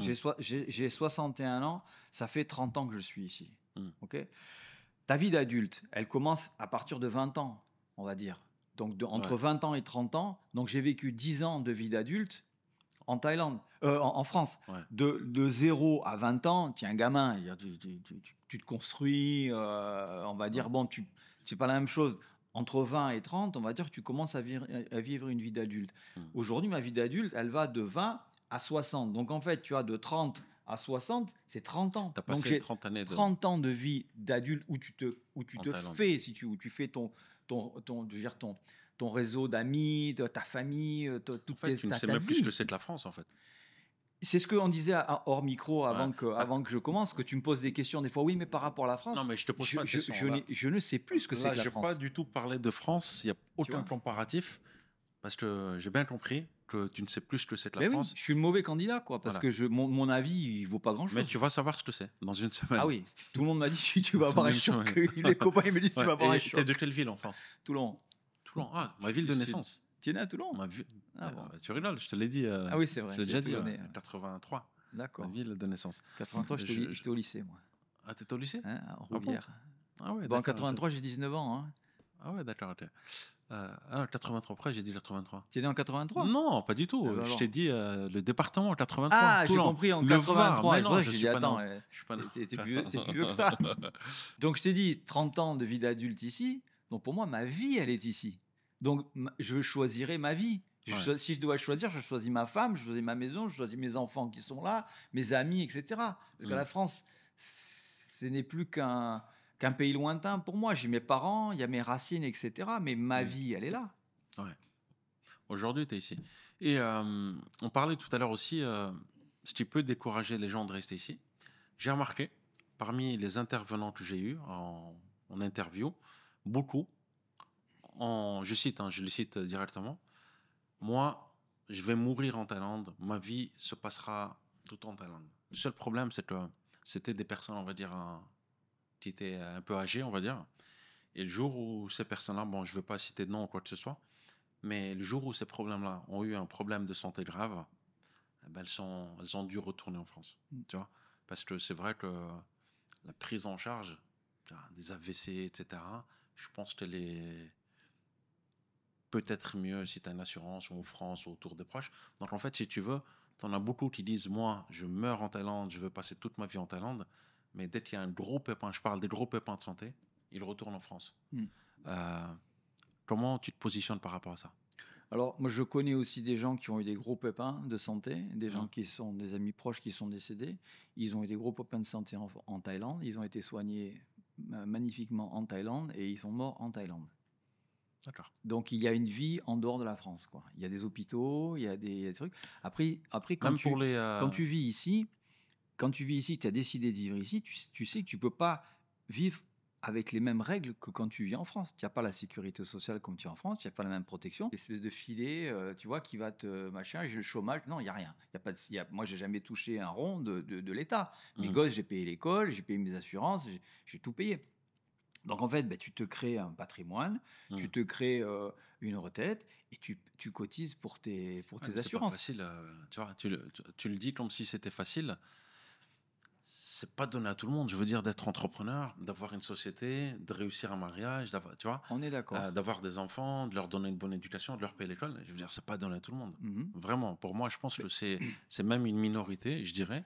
Et quand tu es observateur, quand tu regardes autour de toi, tu verras que les mecs, enfin, surtout en Thaïlande, hein, qui enchaînent les conquêtes, une première femme, une deuxième femme, et je t'épargnerai aussi le fait que beaucoup qui construisent une maison et qui ne mettent pas Mmh. leur nom, qui disent bon, j'ai tout mis à son nom, de toutes les façons, je lui fais confiance, etc. Tu Mmh. vois. Mmh. Et il y a plein d'histoires malheureuses. Bon, on n'en a pas trop parlé pendant ce podcast, mais je pense quand même que tu fais partie d'une minorité et pas d'une majorité de personnes. Et que quand bien même il y a ces problèmes-là, beaucoup se retrouvent dans des pépins médicaux. Imagine, tu as une ALD, une affection de longue durée. Mmh. Comment ça se passe ici? Tu sais qu'en France, par exemple, on t'envoie un taxi chez toi, te récupérer, faire tes soins, infirmière à domicile. Euh, comment ça se passe ici? Mmh. Beh, la différence, c'est qu'on vit dans un pays ici où il n'y a pas d'assistanat. Donc si tu veux créer ton confort et ta vie, tu te retrousses les manches et tu travailles. Et l'environnement fait que tu peux travailler. Tu n'as pas je dirais, tous les obstacles. On parlait de fluidité tout à Mm. l'heure.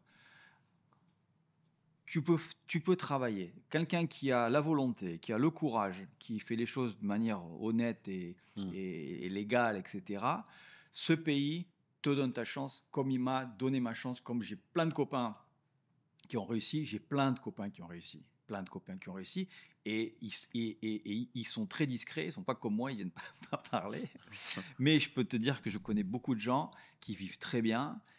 Quand on veut une assurance, eh bien on paye la CFE avec une mutuelle, on est couvert à 100%, mais c'est des gens qui nous sont dit, ils ne sont pas partis 5 semaines en vacances, Mm. ils n'avaient pas l'école payée, il fallait travailler pour payer l'école des gosses. Ça coûte cher, ça, ou Ça pas? coûte cher. C'est quoi? Oh, je C'est sais combien plus, à peu chez près? l'école française, je sais plus, je crois que moi ça me coûtait au moins 10 000 euros par an, un truc comme ça. 10 000 euros par Ouais, an, un peu hein. plus, même pour mes deux gamins, ouais, 10-12 000 euros, je crois que ça me coûtait. Bref, mais C'est c'est énorme. pas ça que je veux te dire. C'est un mindset, si tu veux. Quand tu vas aux États-Unis, c'est pareil. Tu vois, le modèle français, c'est un modèle qui est bien particulier. Mm. Et d'ailleurs, malheureusement, on voit dans quel état se retrouve la France aujourd'hui. Mm. Tu vois bien. Donc c'est vrai, il y a tous ces trucs-là. Et les gens se disent, mais on peut. Oui, tu te rends compte, si tu t'en vas, comment tu vas faire si tu es malade. C'est toujours le premier truc qui tombe. Si je suis malade, d'abord, quand j'arrive, je suis en bonne santé, j'ai 30 ans, Ouais. et je suis pas là à me dire, je vais aller sur les îles pendant 6 mois, puis je vais bricoler un petit peu. Et puis, non, j'ai bossé des mois et des mois et des années entières, des fois sans prendre de vacances à Brie. Mm. J'ai bossé, je me levais à 6 h du matin, je bossais jusqu'à 10 h, minuit, et avec le stress, et tous les copains qui ont réussi dont je te parle, c'est des mecs qui ont bossé, mais comme des dingues. Tu vois. Mais la différence, c'est que quand tu bosses comme un dingue, l'État, il te prend pas tout. Quand tu roules un peu vite sur l'autoroute, tu prends 500 bahts. On te retire pas ton permis, on te retire pas, tu vois. Tu te fais pas flasher de partout, Tu te fais c'est pas de ça? flasher de Ouais, partout. ok. Les produits, tu peux manger, je dirais, de manière correcte. Enfin, il y a une vie ici qui a vraiment moins l'impression d'être sous pression, si tu veux, où on Mm. te prend tout, quoi. Oui, ici, tu travailles, tu peux. Et puis surtout, Ouais. l'héritage. Le jour où je décède, moi, mes biens, ils vont à mes enfants, point. D'accord. Je suis pas obligé de vendre, mes enfants vont pas être obligés de vendre la maison pour pouvoir payer la Ah moitié oui, il dans n'y a pas l'impôt. comment on appelle Tiens, ça, la part de la oui, cessation, c'est ça? l'héritage, L'héritage. les impôts C'est sur les combien héritages. l'héritage? Je crois que c'est 40%, non? En France, Ouais, c'est énorme. ouais, c'est un grand pourcentage. Et ici, il n'y a pas. C'est-à-dire, les gens, ils peuvent pas construire si tu veux, même patrimoine familial, tu peux pas le construire. Ici, il y a pas. Donc la maison, c'est le jour où je décède, ma maison qui est à mon nom, elle va à mon Il fils, n'y a quoi. rien qui va à l'État. Non. Il y a peut-être des taxes à payer, mais je veux dire, c'est 1000, peanuts, tu 2000 vois. bahts. Ouais. Voilà. Ok. On est dans l'immobilier, donc je joue avec ma femme, je vois les taxes qu'il y a à payer, c'est quelques pourcents, quoi, tu vois, pour un Mm. transfert de Ouais. trucs. Tout Oui, oui. reste dans le domaine de l'humain, tu vois. Parce que c'est vrai que dans les affaires d'héritage, beaucoup d'enfants n'arrivent pas à récupérer la maison, on va dire, des parents, parce qu'il faut payer 70 000 euros en cash Bien sûr. ou 90 Tu 000. vends. Ouais, c'est dingue. Ouais. Ok. Est-ce qu'il y a un message que tu aimerais, un conseil que tu aimerais donner à des futures personnes qui cherchent une nouvelle terre d'accueil, un pays? Il y a plein de personnes je sais pas, qui hésitent entre l'Amérique du Sud, le Panama, les Philippines. Tu sais, celui qui veut s'installer en Thaïlande, je pense qu'il hésite souvent avec les Philippines, la Malaisie, le Cambodge aussi, le Laos. Mm. On n'est pas là pour faire la promo de la Thaïlande, hein. Ben, Mais moi, je pense qu'il y a. Je suis un petit peu, donc comme tout le monde, sur les réseaux sociaux, etc. Je vois toutes les chaînes. Je vois les gens qui parlent de ça. Ils vont le faire beaucoup mieux que moi. ouais, Moi, j'ai juste mon expérience personnelle à partager. ouais, Donc, moi, ça a marché pour moi. Je suis ouais, arrivé à un moment donné, je suis arrivé à 30 ans. Donc, la Thaïlande, il y a 30 ans, c'était pas la Thaïlande d'aujourd'hui. ouais, Je suis arrivé avec, dans un corps de métier qui était la bijouterie, tu vois. Voilà, avec un caractère particulier qui fait que hmm, j'aime la bouffe, j'aime les gens, je me suis mis, tu vois, ouais, ouais, il y a des gens pour qui c'est plus facile que d'autres. Tu peux pas comparer, tu vois, hmm, c'est que des cas particuliers finalement. ouais, Alors, moi, par contre, je dirais à des jeunes qui sont en France aujourd'hui, quand je vois de loin, je vais voir ça dans une semaine, mais hmm, quand je vois de loin dans l'état où se trouve le pays, ou ce qu'on entend, ouais, la mentalité des gens et la difficulté de travailler, etc., etc., je leur dis partez. Parce hmm, qu'entre les vagues de gens extérieurs qui arrivent, plus une grande partie de la population qui comprend rien, quoi. Il faut hmm, arrêter. Je veux dire, les mecs qui comprennent que dalle. Tu as un tout petit pourcentage de gens qui sont éveillés, qui commencent à comprendre que Poutine c'est pas le diable, que machin, que tu vois. hmm. Faut arrêter, quoi. Arrêtez votre télé. Tu vois, quand tu vis. On a dit qu'on n'allait pas parler de Non, mais politique. je Non, dirais non, rien mais de, non, mais je dirais en rien de fait, on peut. plus. Non, non, on peut. C'est pas. Non, c'est ça qui me Sabri, fait. je dirais rien de plus. La seule chose, c'est que je vis depuis 30 ans ici. À l'époque, déjà, en France, j'avais pas de télé. Je vis depuis 30 ans ici. Donc, en fait, en 30 ans, tu vois le monde d'un point de vue complètement différent d'un mec qui vit en France ou qui Hmm. a, qui Mais a ici, ils suivent la pas trop télé les tous les jours, la informations aussi. radio. Les gens s'en foutent ici. Ils s'en foutent ici. Ouais. Est-ce Complètement. que tu suis les informations? Oui, je suis les Qu'est-ce que tu informations. regardes? CNN, BBC, RT, Russia Today, qu'est-ce que tu regardes? Je suis Ou BFM? je suis sur X. Donc, en Sur fait, X? sur X, Ok. tu as tout. Ok, ouais, sur X, il y a vraiment Il y a de tout. tout. Alors, ça Tu vois dépend les de. articles de BFM, tu vois Arte, tu vois CNews, tu vois tout. Tu vois les chaînes la BBC, je Ok. regarde tout. Et tous les jours. Donc, tu Ouais, tous prends les des jours, ouais. informations tous les jours. Tous Ok, les jours. En ok. fait, je regarde tout. Parce que Je les regarde je informations regarde les thaïlandaises, en informations, fait. je regarde les informations russes, comme je regarde les informations américaines, je regarde Al Jazeera, je Hmm. regarde les informations françaises. D'accord, Je ok. regarde tout, je suis Ok. curieux, je regarde tout. Pareil, pareil. Moi, je regarde CNN, Al Jazeera, de temps en temps RT, Russia Mhm. Today. Puis Il voilà, faut et je tout regarde les regarder. infos. Ouais, en fait, il faut, pour se faire un Bien, avis, il faut tout bien sûr. regarder. Mais je pense que les médias aujourd'hui, en France, nous présentent Ah, une lignée éditoriale qu'on doit accepter mhm. sans critiquer. Voilà, Sinon, tu peux être taxé d'être c'est ça. insulté, etc., marginalisé. Tu vois. Et je trouve que c'est dommage. Alors qu'en Thaïlande, en fait, ici. D'après ce que je vois, encore une fois, l'impression que j'en retire, c'est qu'en fait, on a perdu le sens de la mesure Mhm, et que tu dois absolument faire partie d'un camp ou d'un autre. Et tu as l'impression que tout est fait à tous les niveaux pour ça. C'est-à-dire, voilà. Est-ce que vous condamnez le Hamas? mhm. C'est où tu condamnes le Hamas ou tu condamnes pas. Donc, si tu condamnes pas, tu es Et il si. faut le condamner, il y a un Est-ce génocide que, aussi. est-ce que tu es mariage pour tous? Oui ou non? Non, tu es pas, alors tu es homophobe. Est-ce Mhm, que tu es machin? Et en fait, mhm. les riches, les pauvres, tu es LFI, ouais, mais tu ouvres la bouche, tu dis oui, mais peut-être, ah, mais tu es facho. Donc, en fait, il n'y a plus de dialogue. Ouais, il y a peu, ouais. Mais je pense aussi peut-être que un des buts, hein, c'est pas le but, hein, mais c'est de monter les uns contre les autres en fait. Moi Complètement. je pense, Ah, mais c'est ça. on est C'est de créer d'accord. peut-être On est peut-être d'accord. rentrer dans une guerre civile ou je ne sais. C'est-à-dire créer une société d'individus isolés. Mhm, C'est-à-dire en mettant les gens contre les autres, tu casses absolument tous les liens qui font nation. Ici, pourquoi c'est différent la Thaïlande? Pour plusieurs choses. Première chose, c'est qu'on a nos frontières. Ok. En France, il n'y a plus de frontières. Tu fais partie de l'Europe. Donc mhm, ton pays il est plus souverain puisqu'il il a pas le contrôle de ses frontières. Deuxième chose, on a notre monnaie avec le roi dessus. Ok. On a notre roi, on a notre armée. Je veux dire, ça vaut ce que ça vaut. Mais en attendant, ils sont chez eux, les Thaïs. mhm, Tu vois. Voilà. Ça la première chose. La deuxième chose, tu es là depuis longtemps comme moi. Tu as vu je dis on, tu vois, quand je mhm, parle de la Thaïlande, on a vécu des épisodes très durs. On a vécu le tsunami, souviens-toi. mhm, On a vécu les inondations, près de 30% du pays qui était sous la flotte, tu te souviens, hein. On a vécu le Covid comme la plupart des nations, etc. Et à chaque fois, tu te rends compte qu'il y a une unité nationale, mais qui est instantanée. Moi, je me souviens quand il y a eu quand il y a eu le tsunami, dans ma boîte, on avait arrêté de bosser et on faisait des colis. J'ai rien Ok. dit du tout. Ok. Les mecs, tout de suite, hop, on arrête. Et j'avais rien à dire. Hein. Hmm. Ils auraient dit, bah non, il faut qu'on livre le client. Putain, ils m'auraient foutu par la fenêtre, mes employés, Ouais. tu vois. Ouais. Non, c'était normal. Et il y a même, on réfléchit pas. On va peut-être dire, ouais, mais le gouvernement, non. Il y a tout de suite, on est taille, tout de Il y a suite, une on est. solidarité Il en y a une fait entre les solidarité, gens. il y a une cohésion, il y a vraiment un lien entre les Thaïlandais, très Ouais. fort. Ouais. Mais ça se voit aussi, on peut le percevoir même dans un schéma familial. Tu vois, c'est que c'est pas une famille individualiste, c'est que si quelqu'un galère dans la famille, il peut très vite trouver refuge au sein d'un autre membre de la famille. Mm. Voilà. Si on s'entraide, on travaille en communauté Ouais, un petit exactement. peu. Et ça, même en France, on l'a pas parce que on en voit, on va dire, nos aînés dans les maisons de retraite, Mhm. beaucoup sont abandonnés, etc. Mhm.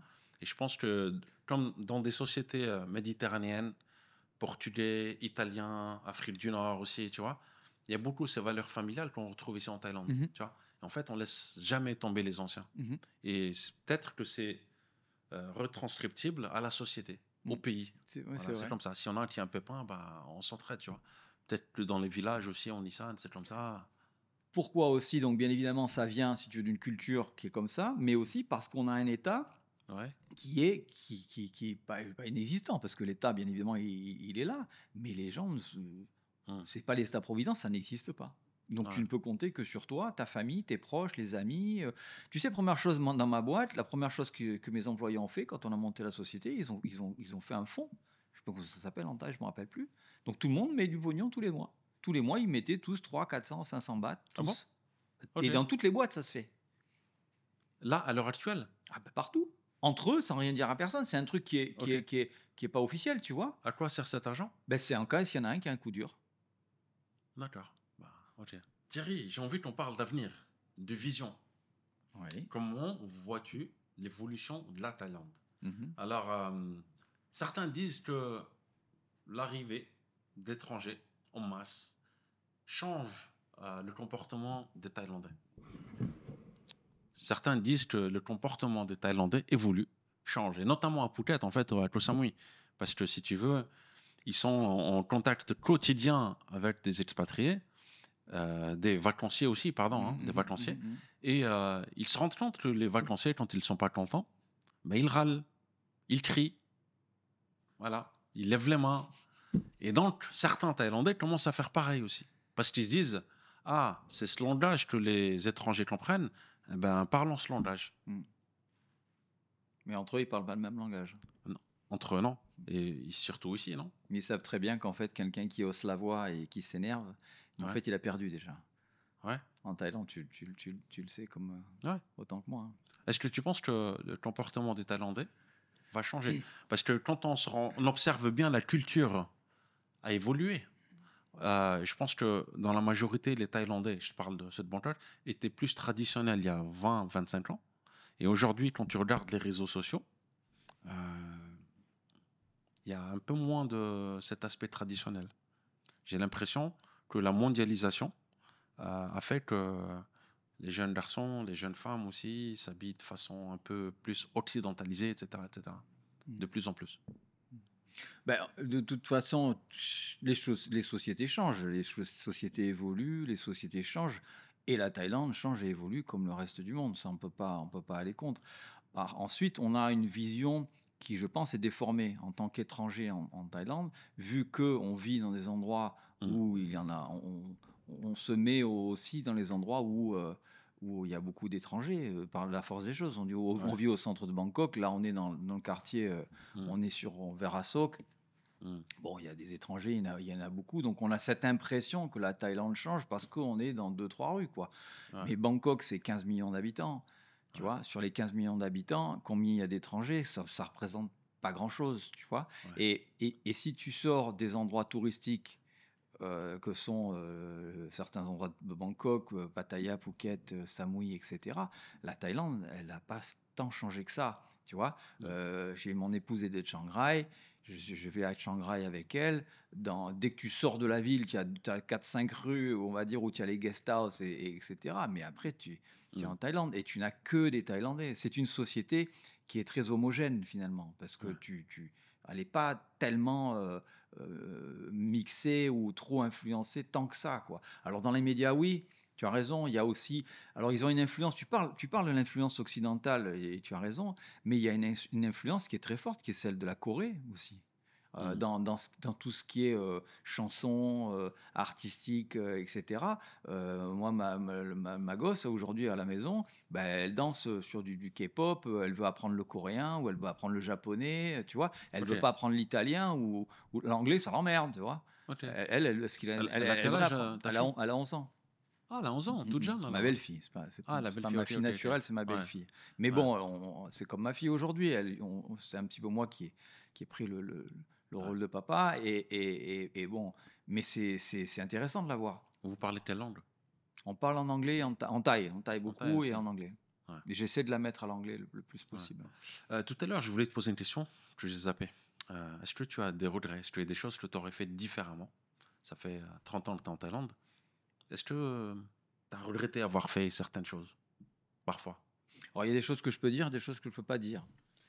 Ok, Alors, alors les qu'est-ce choses que que tu ne peux pas dire? des choses très personnelles, familiales, on va dire, des Ok, choix que j'ai bon. faits que je referai pas aujourd'hui. Ok. Euh, Par rapport des choses que je peux dire, mon plus grand regret, c'est de ne pas avoir appris le thaï dès mon arrivée. Voilà. T'as Donc, attendu longtemps? oui, j'ai attendu longtemps. Donc, j'aurais dû apprendre le thaï académique, hein. Je dis bien apprendre le thaï, c'est pas D'accord. apprendre Sawadee-Krap, Kapun-Kap, c'est apprendre à lire et écrire. D'accord, parce que Ça, tu étais, attends, t'étais à l'université de oui, Chulalongkorn. j'ai fait 2 modules exactement à Chula. C'est pas mal ça, hein? C'est pas mal. Ça coûte cher surtout. Je crois que c'est 25 000 bahts le module. Le C'est module. pas donné. Ça dure Et il y combien a de temps 9 le module? modules. Il y a 9 modules en fait. Donc tu peux faire en présentiel, mais je crois que maintenant c'est quasiment en ligne, je crois. Ok. Et un module dure combien de temps? Oh, C'est un mois, 2 mois, trois plus mois? que ça, je crois. C'est pratiquement 2 mois ou 3 mois, je sais C'est pas plus. mal, hein, d'accord. Pour se perfectionner. Ouais, c'est-à-dire que tu as 9 modules. Le premier, donc moi, ils m'ont fait un test. Ils m'ont mis tout de suite au deuxième, parce que bon, je savais déjà parler. Et Mhm, puis là, à partir le module numéro 2, c'est vraiment mhm, l'alphabet, le lettre. mhm. Puis après, tu lis, quoi. วันนี้อันที่อันภาษาไทยได้ไหมครับได้ครับไม่ได้ครับเขียนไม่เคยดีแต่ว่าอ่าอ่านได้อันใดอ่านโอเคได้เขียนไม่ได้ok tu peux écrire tu peux เขียน lire mais pas écrire en fait ใช่ ok อ่าน ok ได้แต่ว่ายังไม่เก่งเท่าไหร่ ok ok On ça va mettra les venir sous-titres après. hein, on va mettre les sous-titres mais en gros tu sais lire mais pas écrire encore ใช่ok แต่อ่านไม่100%ประมาณmais 100% ประ ok มาณใช่ mais 100% ok Je me débrouille, c'est-à-dire ah, que ok je déchiffre, j'arrive à lire les titres des c'est très bien mais journaux, j'arrive à ouais. lire les panneaux, tu vois, Ouais, je... ok. Et je pense que, voilà, si vous venez en Thaïlande, pour moi, je pense qu'il faut Ouais, se focaliser sur ouais. l'expression orale, c'est le plus important. L'écriture, la lecture, c'est un bonus. Je ne suis pas d'accord avec toi. Je pense qu'en fait, il faut d'abord apprendre à lire. Parce qu'en fait, en apprenant à lire, Ouais. l'apprentissage de la langue va se faire d'une manière sans y penser, si tu veux.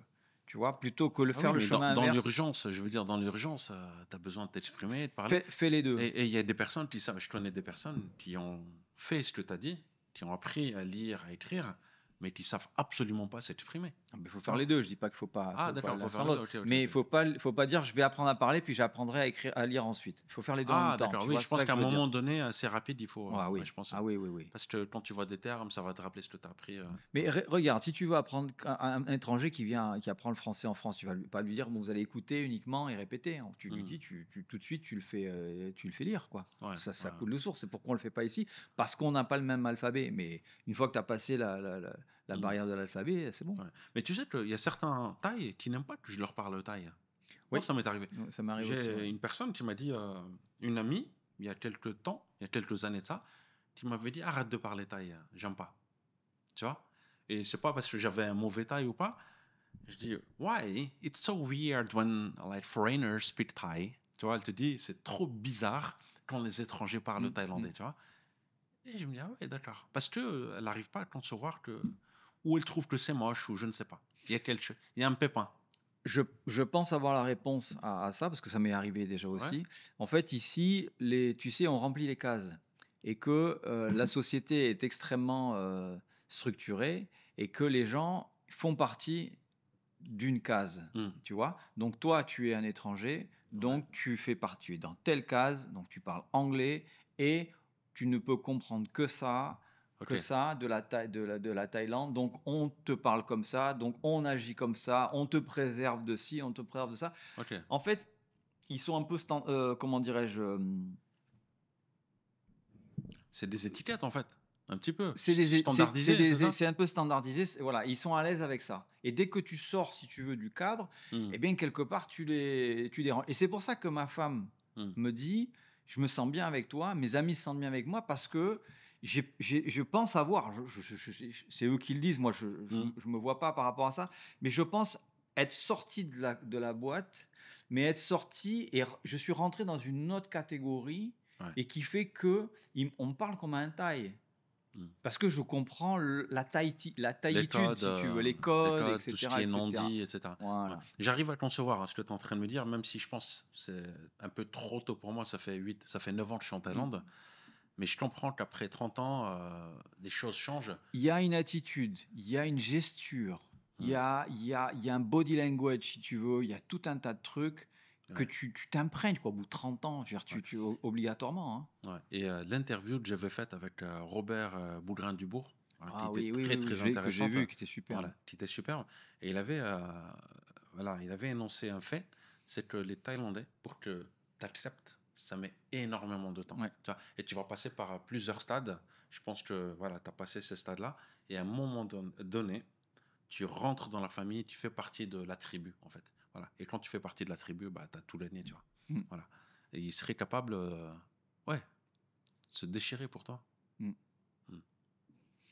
Écoute, il va y avoir un test intéressant dans une semaine. Je vais rentrer en France, ça fait 8 ans que je ne suis pas rentré. Ouais. Quand je suis rentré, même les années auparavant, c'était très très court, tu vois. Ok.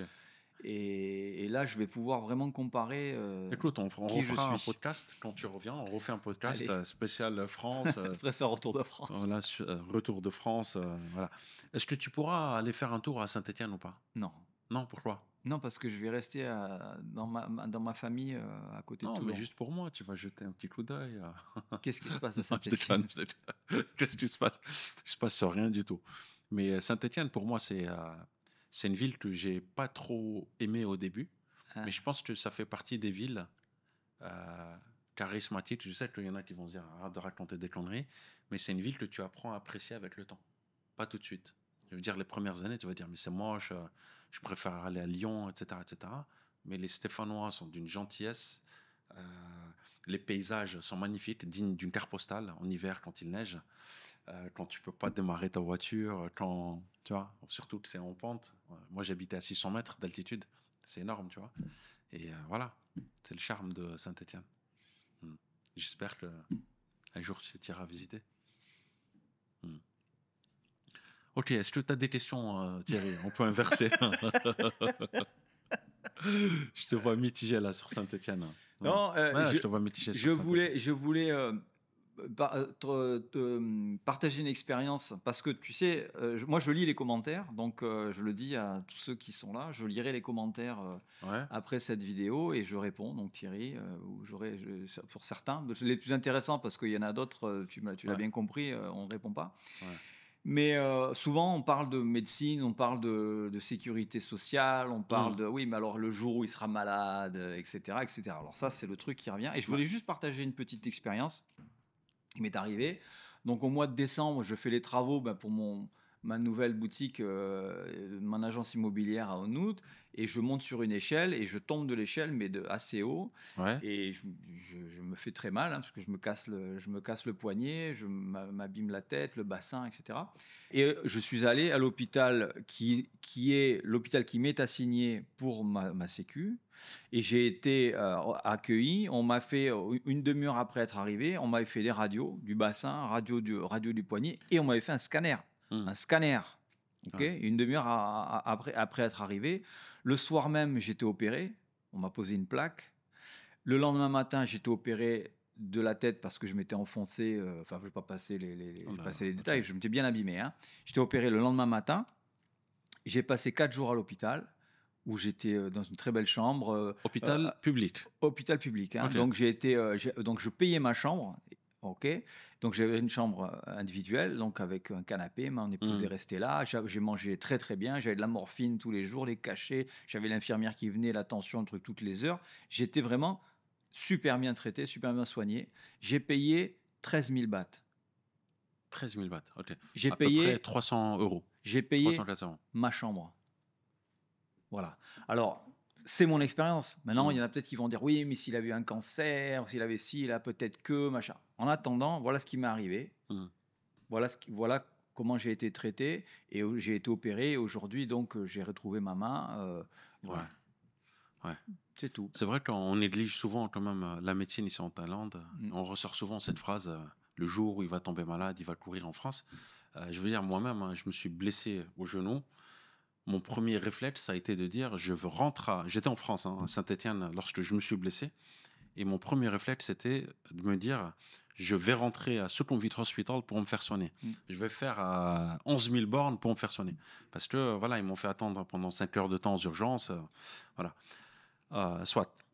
Mais il faut quand même dire que quant à la sécurité sociale, tu es affilié à un hôpital Oui, et tu ne peux pas choisir l'hôpital de ton choix. non, C'est ça? non.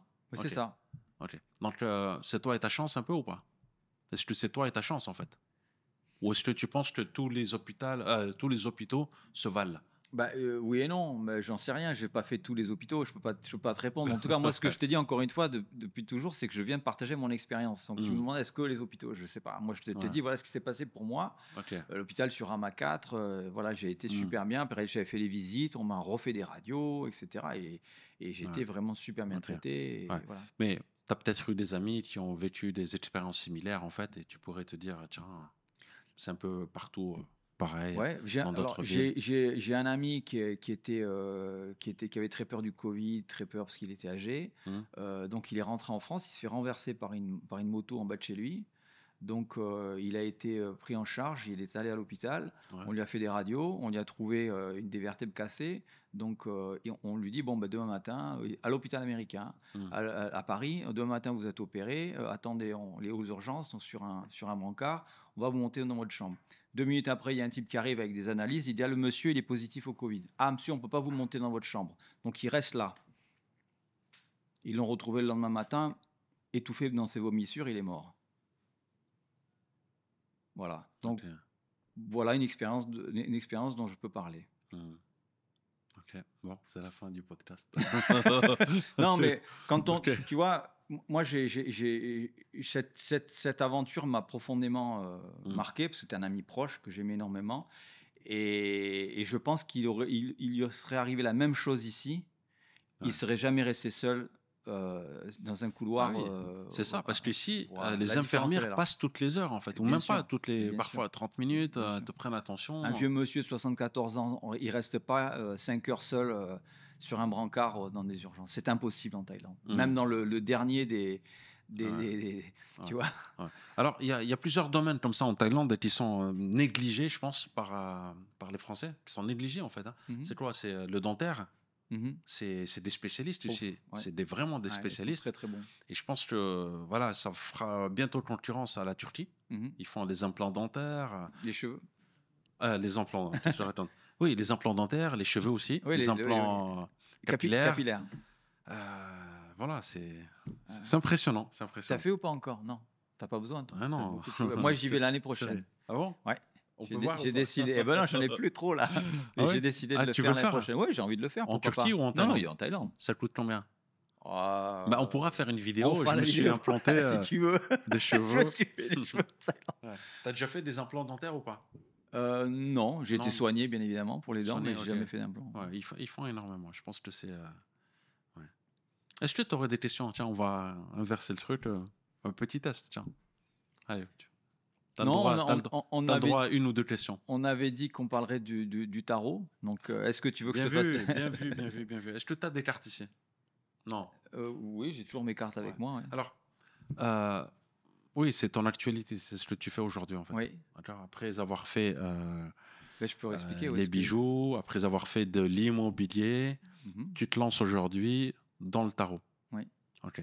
Je vais essayer de te donner ma définition à moi, comme ça tu pourras aussi. Allez. Ok. Moi, ce que je sais du tarot, ok. Alors, c'est deviner l'avenir des gens, un petit peu. Mhm. C'est ça ou pas? C'est un peu toutes les personnes qu'on voit dans la rue, Mhm. qui sont assis par terre, il y a quelques bougies, Mhm. et ils t'invitent en fait à t'asseoir. Tu payes, je sais pas, 100, 200 bahts. Il va te dire, tu peux tirer telle carte, et elle va te dire, voici ton avenir. Tu vois. Donc, un jour, j'étais en live, c'était à Koh Samui, il me semble, et pour le délire, on s'est dit, bon, allez, tiens, je vais tenter l'expérience. Je me suis assis, j'ai payé une certaine somme. C'était vraiment, on va dire, pour l'expérience. Hein, tu vois. Je ne crois pas à ça. Je ne crois pas du tout à ça, d'ailleurs. Mais pour l'expérience, et puis la dame, elle regarde, tac, tac, ta main, et puis tire une carte, et puis elle te dit, ouais, tu vas voir ci, tu vas voir ça, tu vois. Et je me dis, je ne te répéterai pas la même chose à tout le monde. Mhm. Voilà. Peut-être que tu pourrais... Alors, tu veux que je... Oui, J'aimerais que tu l'expliques un peu de façon plus vulgarisée, tu vois, alors, peut-être. alors, ça arrive un petit peu comme ça sur un, comment dire, un cheveu, un cheveu sur la soupe. Ouais. Effectivement, j'ai arrêté mon activité de bijoux parce que j'ai 25, oui, plus Mm. que ça sur mon 25 ans de ma société, de ma marque, etc. Et du fait de la fermeture de ma société, je me suis retrouvé tout seul à faire ça. Et donc, tout seul à faire ça, j'y trouve moins d'intérêt et j'ai la passion, on va dire, c'est... Voilà. Et comme je n'ai pas réussi à transmettre pour l'instant, parce que mon fils est trop jeune, et puis j'ai pas trouvé d'acheteur pour dire la vérité, donc j'ai décidé d'arrêter. Donc j'ai mis en sommeil, si tu veux, Ok. ma marque. J'ai monté cette société immobilière avec mon épouse. Je l'ai lancée avec elle. Je l'aide toujours, je suis en background, je l'aide pour les systèmes, pour tout un tas de choses. Ok. Elle se débrouille très très bien. Elle fait un carton, marche bien, on vend, on loue, tu vois, ça marche très très bien. Et je me suis dit, bah, 61 ans, c'est le moment où j'ai envie de faire des choses qui vraiment me parlent et me plaisent. Et donc, je joue un peu de guitare, tu vois. Je prends du temps pour moi, en fait. Ok. Et le tarot, pourquoi le tarot? Parce qu'en fait, le tarot, ben, c'est quelque chose qui était une marotte, tu vois, que je traînais depuis très longtemps. Mm. On m'a eu tiré une fois ou deux les cartes dans ma vie, à des moments où j'étais vraiment en recherche, où j'avais besoin d'éclairage et de réponses. Et c'est quelque chose qui a toujours été là, qui a toujours été présent. Je m'intéresse donc à la spiritualité, je m'intéresse au symbolisme, et en faisant des recherches, je suis tombé sur quelqu'un qui parlait de la symbolique des cartes de tarot. Mais je parle du tarot de Marseille, hein. Je parle bien du tarot de Marseille. J'ai dans mon sac, si jamais on peut Ouais. récupérer mon sac, C'est je quoi le pourrais te tarot de montrer. Marseille? Si, Attends, je vais te chercher. Il est où? vas-y. Donc voilà, donc je me suis intéressé donc à la symbolique des cartes du tarot de Marseille, qui est le tarot originel, donc qui a été créé il y a à peu près Ça 500, ressemble à quoi? On peut 500 voir, hein. ans de ça. Donc je vais le montrer à la Ouais. caméra. Donc c'est ces cartes-là, quoi. Ah, ok, mais Qui c'est sont pas des le... cartes ordinaires, hein, le Non, non, trèfle, le valet, non? non, non, non, non, non. Ok, Voilà, donc c'est je ce peux qu'on voir, hein. appelle les arcanes majeurs du tarot de Marseille. Ok. Donc le tarot de Marseille n'a pas été créé au départ comme quelque chose de un outil divinatoire, mais c'était plus en fait une manière de transmettre un enseignement ésotérique et spirituel, euh, Ça fait flipper, ça. Non? et caché, si tu veux, à travers les cartes. Donc chaque carte, il y en a 22, c'est les arcanes, on appelle ça les arcanes majeurs. Elles Ok. sont aussi liées avec d'autres arcanes qui sont ce qu'on appelle les arcanes mineures, qui elles sont plus le jeu de cartes en lui-même. Ouais. Et avec ça, eh bien, des gens arrivent à voir des choses, si tu veux. Ok. Donc voilà. Donc je me suis intéressé à la symbolique de chaque carte, parce que chaque carte est extraordinaire en fait de symbolisme. Et je suis tombé sur un gars qui disait, bah, donner des cours pour justement tirer les cartes. J'y tiens Hmm. par curiosité. Allons-y, essayons. Et j'ai pris un cours en ligne. Et puis au début, j'étais pas sceptique, mais c'est quand même T'as acheté une bizarre, tu formation en vois. ligne. Voilà, j'ai acheté une formation Ok. sur je sais plus combien, 15 ou 16 semaines, tu vois, un truc assez sérieux. J'ai fait la première formation, niveau 1, et puis j'ai fait niveau 2, et puis j'ai fait niveau 3, et puis je continue. Et Hmm. ça fait 2 ans et demi que ça dure. Et donc, beaucoup de lectures. Puis je fais des tirages. Et j'ai vraiment envie de faire ça d'une manière à plein temps, quoi. Professionnel aussi. Professionnel, voilà. Ah, Professionnel. c'est intéressant. Voilà. Par contre, je pense que comment on les appelle, là? Ceux qui sont dans la rue et qui font du... Oui, bah alors, il Comment y on les a appelle en Modo. modo? Et comment on dit Modo. en français, c'est quoi? Le terme français? Tarologue. Les Les gens qui font que le tarot, c'est les tarologues. Il n'y a pas un autre terme. Bah, tu peux dire médium, etc. Mais les médiums, ils voient quelque chose. Si tu veux, le tarot peut être un support. Moi, j'apprends pas la médiumnité. C'est l'équivalent de l'astrologie ou pas? C'est autre chose. C'est autre chose, complètement différent. L'astrologie, c'est différent. Là, je vois quelques symboliques un peu, on dirait que c'est religieux, non? Bah, c'est spirituel, on va dire ça. Spirituel, ok. C'est plus proche de la religion, on va dire chrétienne, bouddhiste, c'est quoi? En fait, l'origine du tarot, on pense que c'est la redécouverte par le monde occidental du monde grec et de la philosophie grecque. C'est-à-dire qu'à cette époque-là, il y a toute une école, au début de la Renaissance italienne, dans le nord de l'Italie, ce qu'on appelle l'école florentine. Il y a des gens qui s'intéressent à ça. Il y a les premiers humanistes qui commencent à apparaître avec Pic de la Mirandole, avec Marcel Ficin, etc. Et qui étaient financés par des grandes familles et qui commençaient à redécouvrir les écrits des Grecs.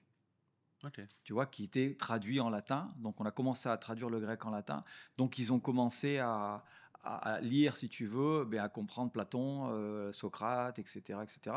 Et donc, ils ont essayé de se dire, ah ben non, mais il y a quand même un savoir ancien, ancestral qui existe, notamment sur une compréhension du monde et notamment une compréhension de la spiritualité et de l'âme.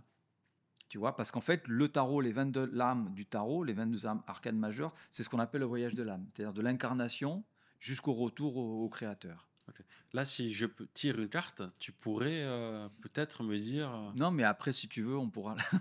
Là, si on ne peut pas faire en 30 secondes, une minute, si je tire une carte, c'est un peu plus long. La symbolique, ok. Non, puis moi, j'ai besoin de concentration, tout ça, je fais ça sérieusement, donc moi, je sais pas, c'est pas un truc. C'est pas un show. C'est pas un show, voilà. C'est sérieux. Mais je pense qu'il faut que la personne soit en condition aussi. Alors, tu as parlé des gens qui étaient dans la rue en Thaïlande. Pourquoi aussi je trouve ça intéressant? Parce que pour moi, en tant que... je suis moitié-moitié, quoi. J'ai quand même ma culture occidentale et ma spiritualité occidentale. C'est un lien complet avec les origines médiévales, anciennes de ma spiritualité. Voilà. Et donc, tu as parlé tout à l'heure de gens qui étaient dans la rue. Ils utilisent ce qu'on appelle le Rider-Waite, qui est un autre tarot, qui est un tarot qui a, lui, été créé uniquement pour la divination il y a à peu près 100-150 ans, tu vois, par un Français, et qui, soi-disant, se réclamait de l'école des mystères égyptiens, etc. Mais bien évidemment, ils ont pris comme certaines bases, si tu veux, ça. Mais ce tarot-là, il est très mystérieux dans le sens où on ne sait pas vraiment qui l'a créé, comment, pourquoi. Il existe aujourd'hui 5 tarots officiels qui sont au musée des cartes à Paris. Il n'y a que 5 originaux, les plus anciens qui datent de 1400, de 1500, etc. Et c'est ceux-là qui sont les tarots originaux. On a l'impression que c'est une science ésotérique quand même. Alors, c'est pas une science dans le sens où c'est un... On peut pas dire que c'est parce que tu n'es pas vraiment dans le concret, quoi. Tu vois, c'est quand même.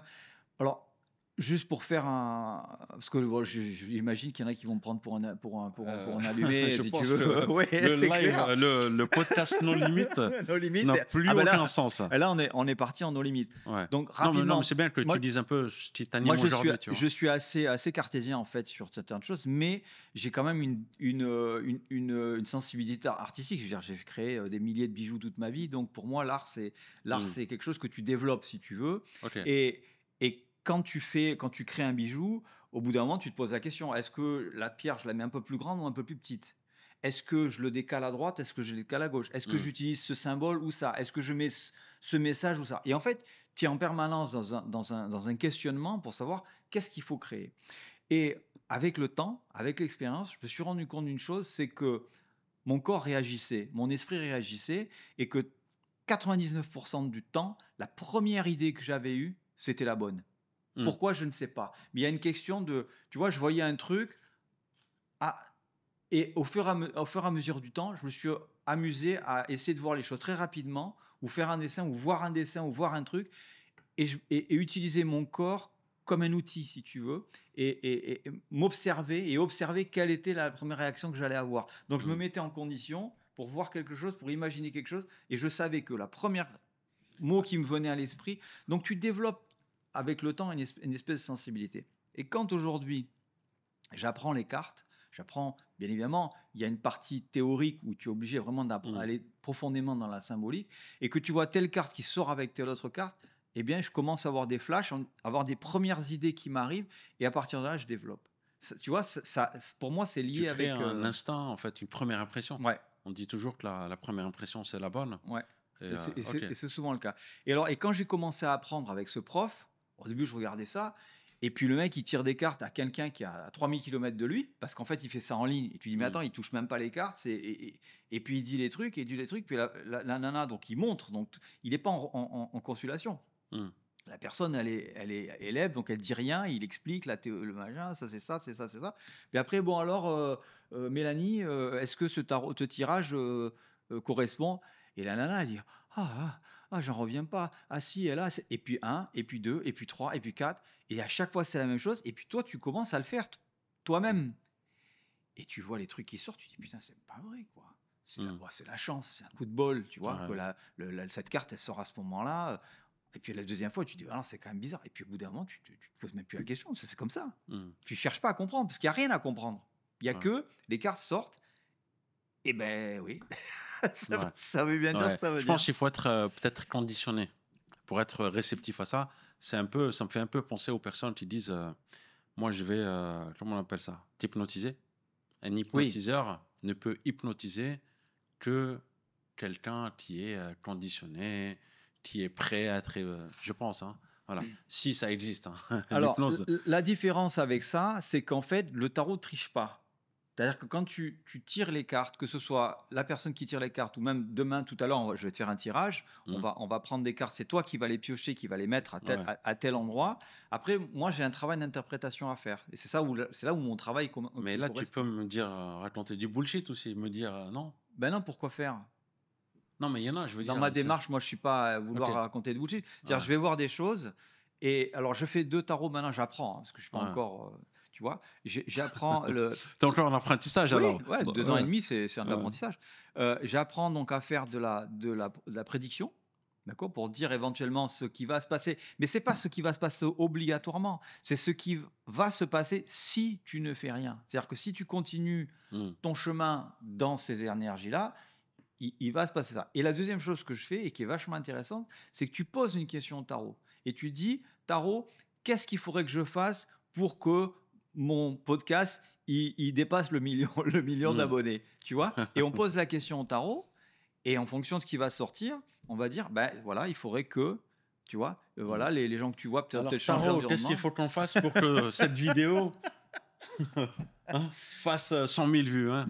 Voilà, mais Ouais. c'est une superbe aventure parce Ouais. qu'en même temps, tu rencontres des gens, en même temps, tu rentres dans l'intimité des gens parce que franchement, moi, Oui, parce que tu fais partie d'un club de tarot aussi je fais maintenant. partie d'un club, mais il se passe quelque chose avec. L'autre jour, j'avais une cliente qui était à la boutique. Ma femme lui dit, ah, tu sais pas, mon mari, une cliente qui a des magasins, des appartements qu'on loue pour elle et tout.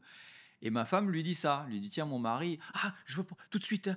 Il fallait que je lui fasse une lecture. Je suis resté 3 heures avec elle. 3 heures. Je lui ai fait 4 tirages.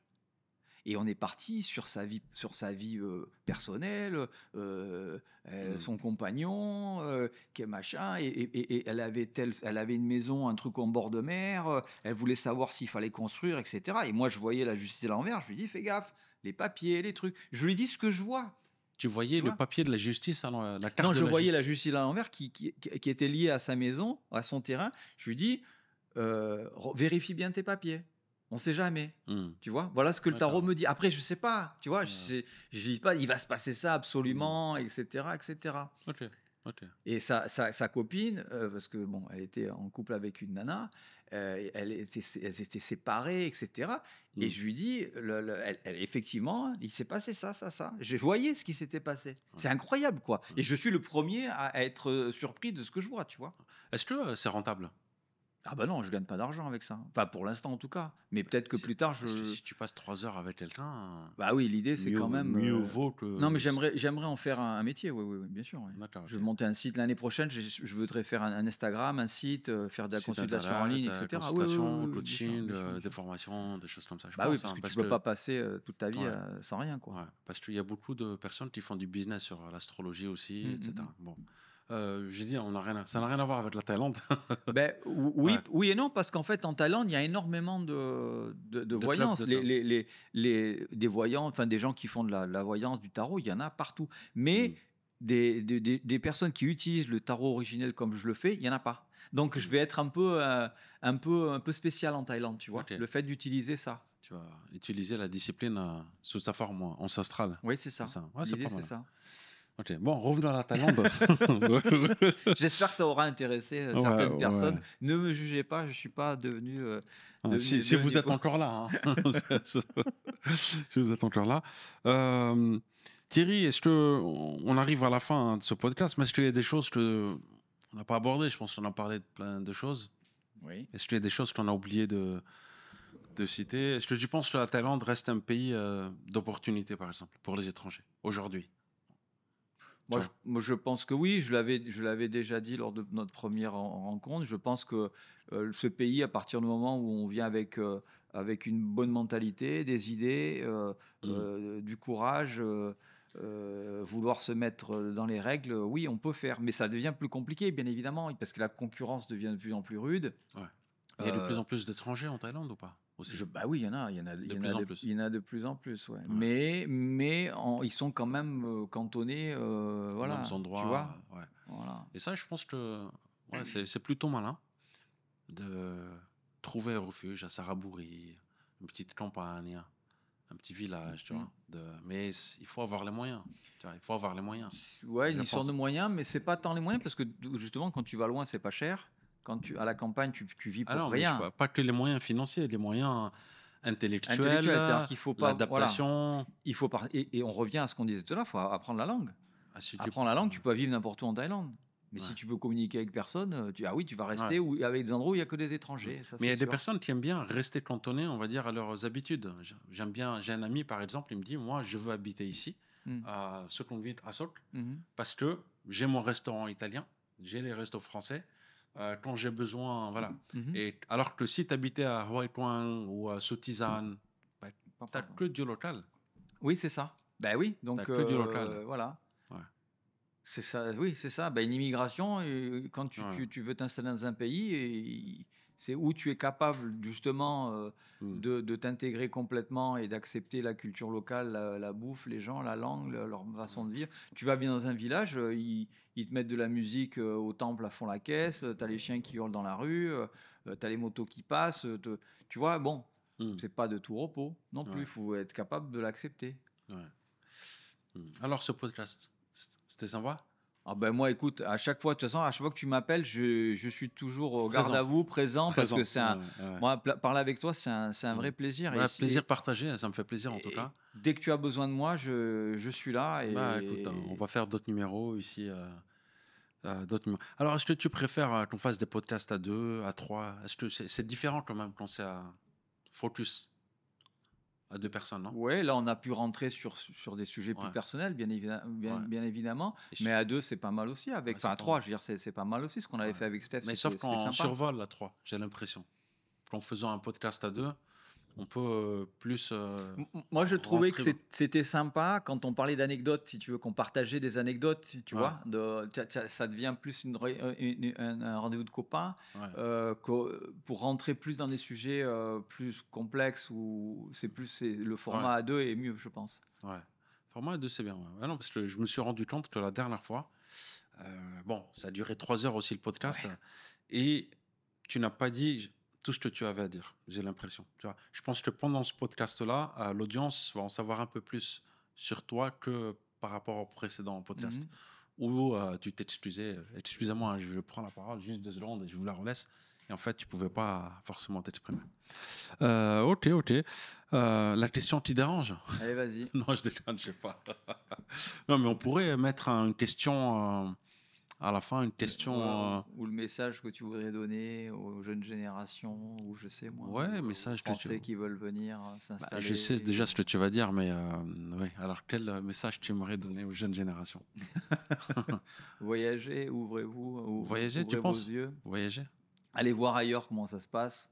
Hmm. Et il n'y a pas de vérité. C'est-à-dire qu'il n'y a pas Ouais, de vérité unique. C'est-à-dire qu'en fait, chacun a sa vérité à l'instant T.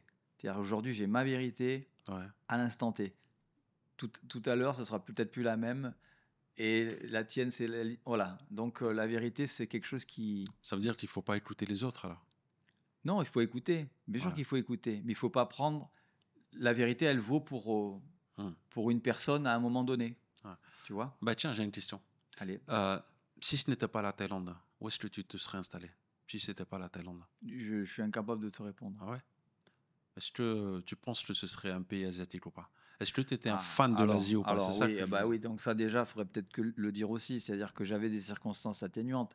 Depuis petit, va savoir pourquoi, j'adorais la bouffe asiatique, Oui, donc. j'étais fan de Bruce Lee, je faisais des arts martiaux, Attends, il y ça c'est avait, réducteur. il y avait une asiatique dans l'école, il n'y en avait qu'une seule, j'en étais amoureux fou, j'ai toujours été attiré Ok.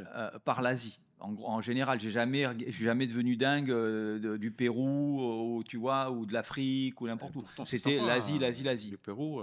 Mais je dis pas que c'est Ouais. pas sympa. Mais tu imagines Mais tu dire me en demandes. thaïlandais, tu sais, j'aime la Thaïlande parce que je suis fan de Bruce Lee.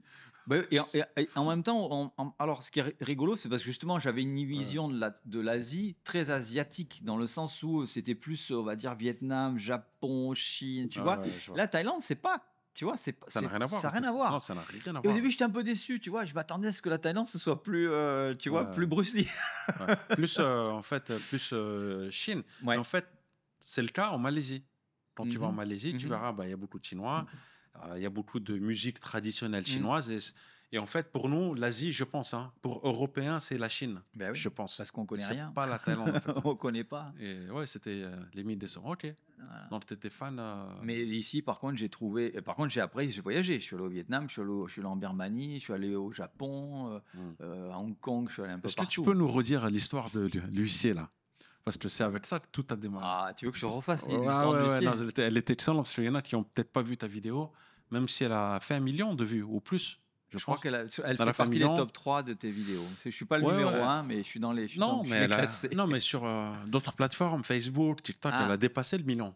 Ouais. Je sais que voilà. Donc, pour résumer, on a le huissier de justice qui débarque chez Thierry et Monsieur Thierry, je vais appeler. C'était quoi? Arrête de taper sur la table avec tes amis. Je vais appeler la gendarmerie. Non, C'était non, quoi? non.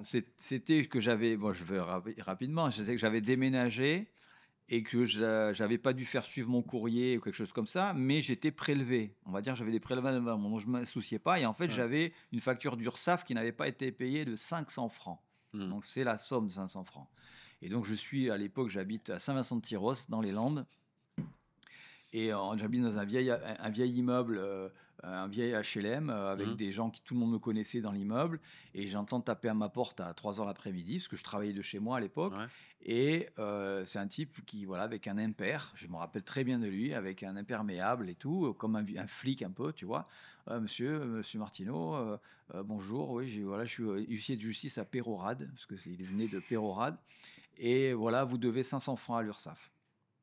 Et il me sort un truc et je lui dis oui, bon, et alors? Ah, monsieur, vous le prenez comme ça? Eh ben, si c'est comme ça, vous allez voir, monsieur, quand vous rigolerez moins quand les gendarmes viendront vous saisir. Et il me donne son papier, il repart. J'ai même pas eu le temps de le payer ou quoi que ce soit. Il redescend dans l'escalier, tu sais, il descendait comme ça, j'étais sur le palier et il hurlait, monsieur, les gendarmes viendront vous saisir. Voilà, et j'ai refermé ma porte, j'étais comme un imbécile avec mon mais papier tu dans comptais la pas main. le payer de toutes les façons. Comment? Tu n'allais pas le payer à ce moment-là, je veux dire. Non, mais c'est pas ça, c'est qu'en fait j'étais prélevé, donc pour moi j'étais à jour, si tu veux, des trucs, mais 500 francs je les avais, je veux dire, j'aurais pu très bien le payer, mais c'était une période où je venais déjà souvent en Thaïlande, où je me posais la question, parce que j'en avais marre, tu vois, que j'étais comme tous ces Français, que dès que tu ouvres ta boîte aux lettres, c'est l'URSSAF, c'est ci, c'est là, puis dès que tu es en retard d'une journée, c'est 10%, bah, t'en sors jamais, si tu veux. Tu as vraiment l'impression de courir, d'être un délinquant. Il y a 30 ans, c'était l'impression que j'avais. Alors j'imagine maintenant ce que ça doit être, parce que j'étais auto-entrepreneur, tu vois. Et là, je rentre chez moi et je m'assois sur mon canapé avec mon papier dans les mains et je dis, mais je m'en vais, je me casse. La goutte d'eau qui a fait déborder le vase. C'est ce mec-là qui est la goutte d'eau qui a fait déborder le vase. Je me dis, mais qu'est-ce que je fais ici, quoi? Me faire insulter, et je me dis, les mamies que je vais croiser dans la cage d'escalier, elles vont me regarder, elles ont entendu gendarme, elles vont me dire que peut-être il fait de la drogue, tu vois, alors que tu es honnête, tu vois, tu essaies de te battre pour être le plus honnête possible. Et je dis bah, qu'ils aillent tous se faire. On Mm. peut pas le dire ici parce que Ouais, je tu vais peux le rester dire, poli. c'est nos limites. Bah, qu'ils aillent tous se faire foutre, quoi. Mm. Et donc, j'ai plus rien payé. J'ai Ok. pu payer j'ai payé mon loyer. Donc, Mm. j'ai payé les gens que je connaissais, mais j'ai pu payer. Donc, ces 500 balles, j'ai pas payé. Voilà. Ouais. J'ai tout laissé à mon comptable qui fasse mon bilan, etc. Puis, je suis parti. Mm. Et comme ça, je me dis, c'est pas que je suis parti en disant, je paie rien à qu'ils aillent se faire foutre. Quelque part, je me suis créé les conditions pour m'interdire de revenir. Et je te jure que c'est vrai. C'est-à-dire que j'aurais pu payer en me disant, bon, si jamais je reviens, au moins, tu vois, si mon projet d'installation ne fonctionne pas, et en fait, j'ai tout vendu. J'ai vendu mes vêtements, j'ai vendu j'ai fait les fours opus, tu vois, pendant 2-3 mois en préparant mon voyage.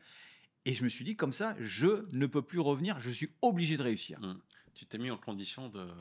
J'ai pas de Voilà. seconde chance. J'ai dit, si je reviens, de toute façon, et je suis allé voir mon père. Ouais. J'ai dit, papa, voilà, j'ai pris cette décision de partir. J'ai pas payé l'URSSAF. Il y a 2-3 trucs que j'ai pas payé. Mm. Je t'avoue, je crois que j'avais fait le compte. Je crois qu'on devait être même pas à 8 000 francs ou à moins de 10 000 francs à l'époque. Tu vois, c'était pas, c'est que dalle aujourd'hui. Tu vois. Ouais. Et je parle à mon père, parce que la vie de mon père, c'est important.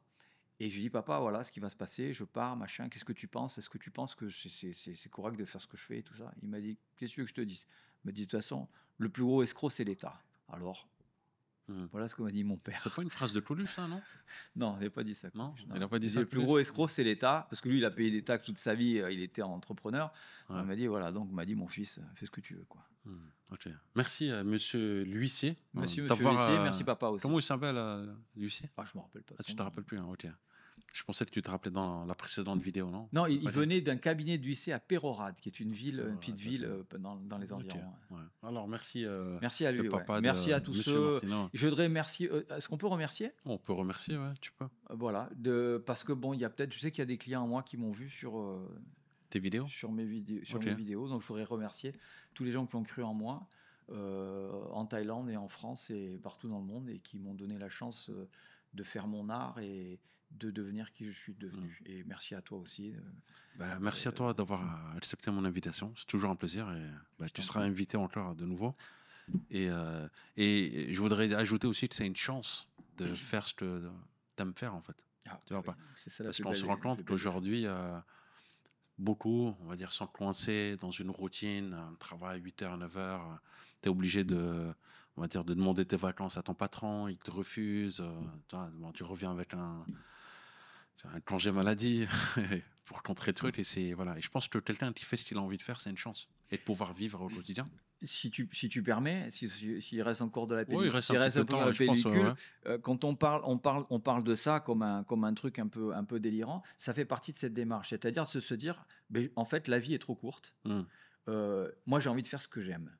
Mais il faut aussi que les personnes avec qui tu vives, elles soient d'accord pour ça. Quand j'avais décidé de faire des bijoux, j'étais seul. Après, quand j'étais avec mon épouse, tout ça était fait d'un accord. Avec mon épouse aujourd'hui, je lui ai dit, voilà, les choses sont bien. Moi, je t'aide pour l'agence, on a de l'argent, on travaille, on a de quoi bouffer, etc. Mais je veux faire ça. Elle ne va pas se mettre sur ton chemin pour te dire, écoute... Voilà. Elle m'a dit, écoute, c'est ce qui te fait plaisir, tu as envie de faire? J'ai dit oui. Elle m'a dit, écoute, fais-le et je t'aiderai pour que tu puisses être heureux à faire ce que tu as envie de faire. Voilà. Donc, faut aussi demander l'avis aux gens qui t'entourent, mais il ne faut pas hésiter, quoi. Faire de ce qu'on aime, je crois que c'est le plus important. Tu as trouvé la bonne personne. Merci beaucoup Thierry pour ton partage d'expérience. Merci à toi Fabri, merci à tous, au revoir, à bientôt. Voilà, j'espère que vous avez apprécié ce podcast. Prenez soin de vous et je vous dis à très bientôt. Ciao, ciao.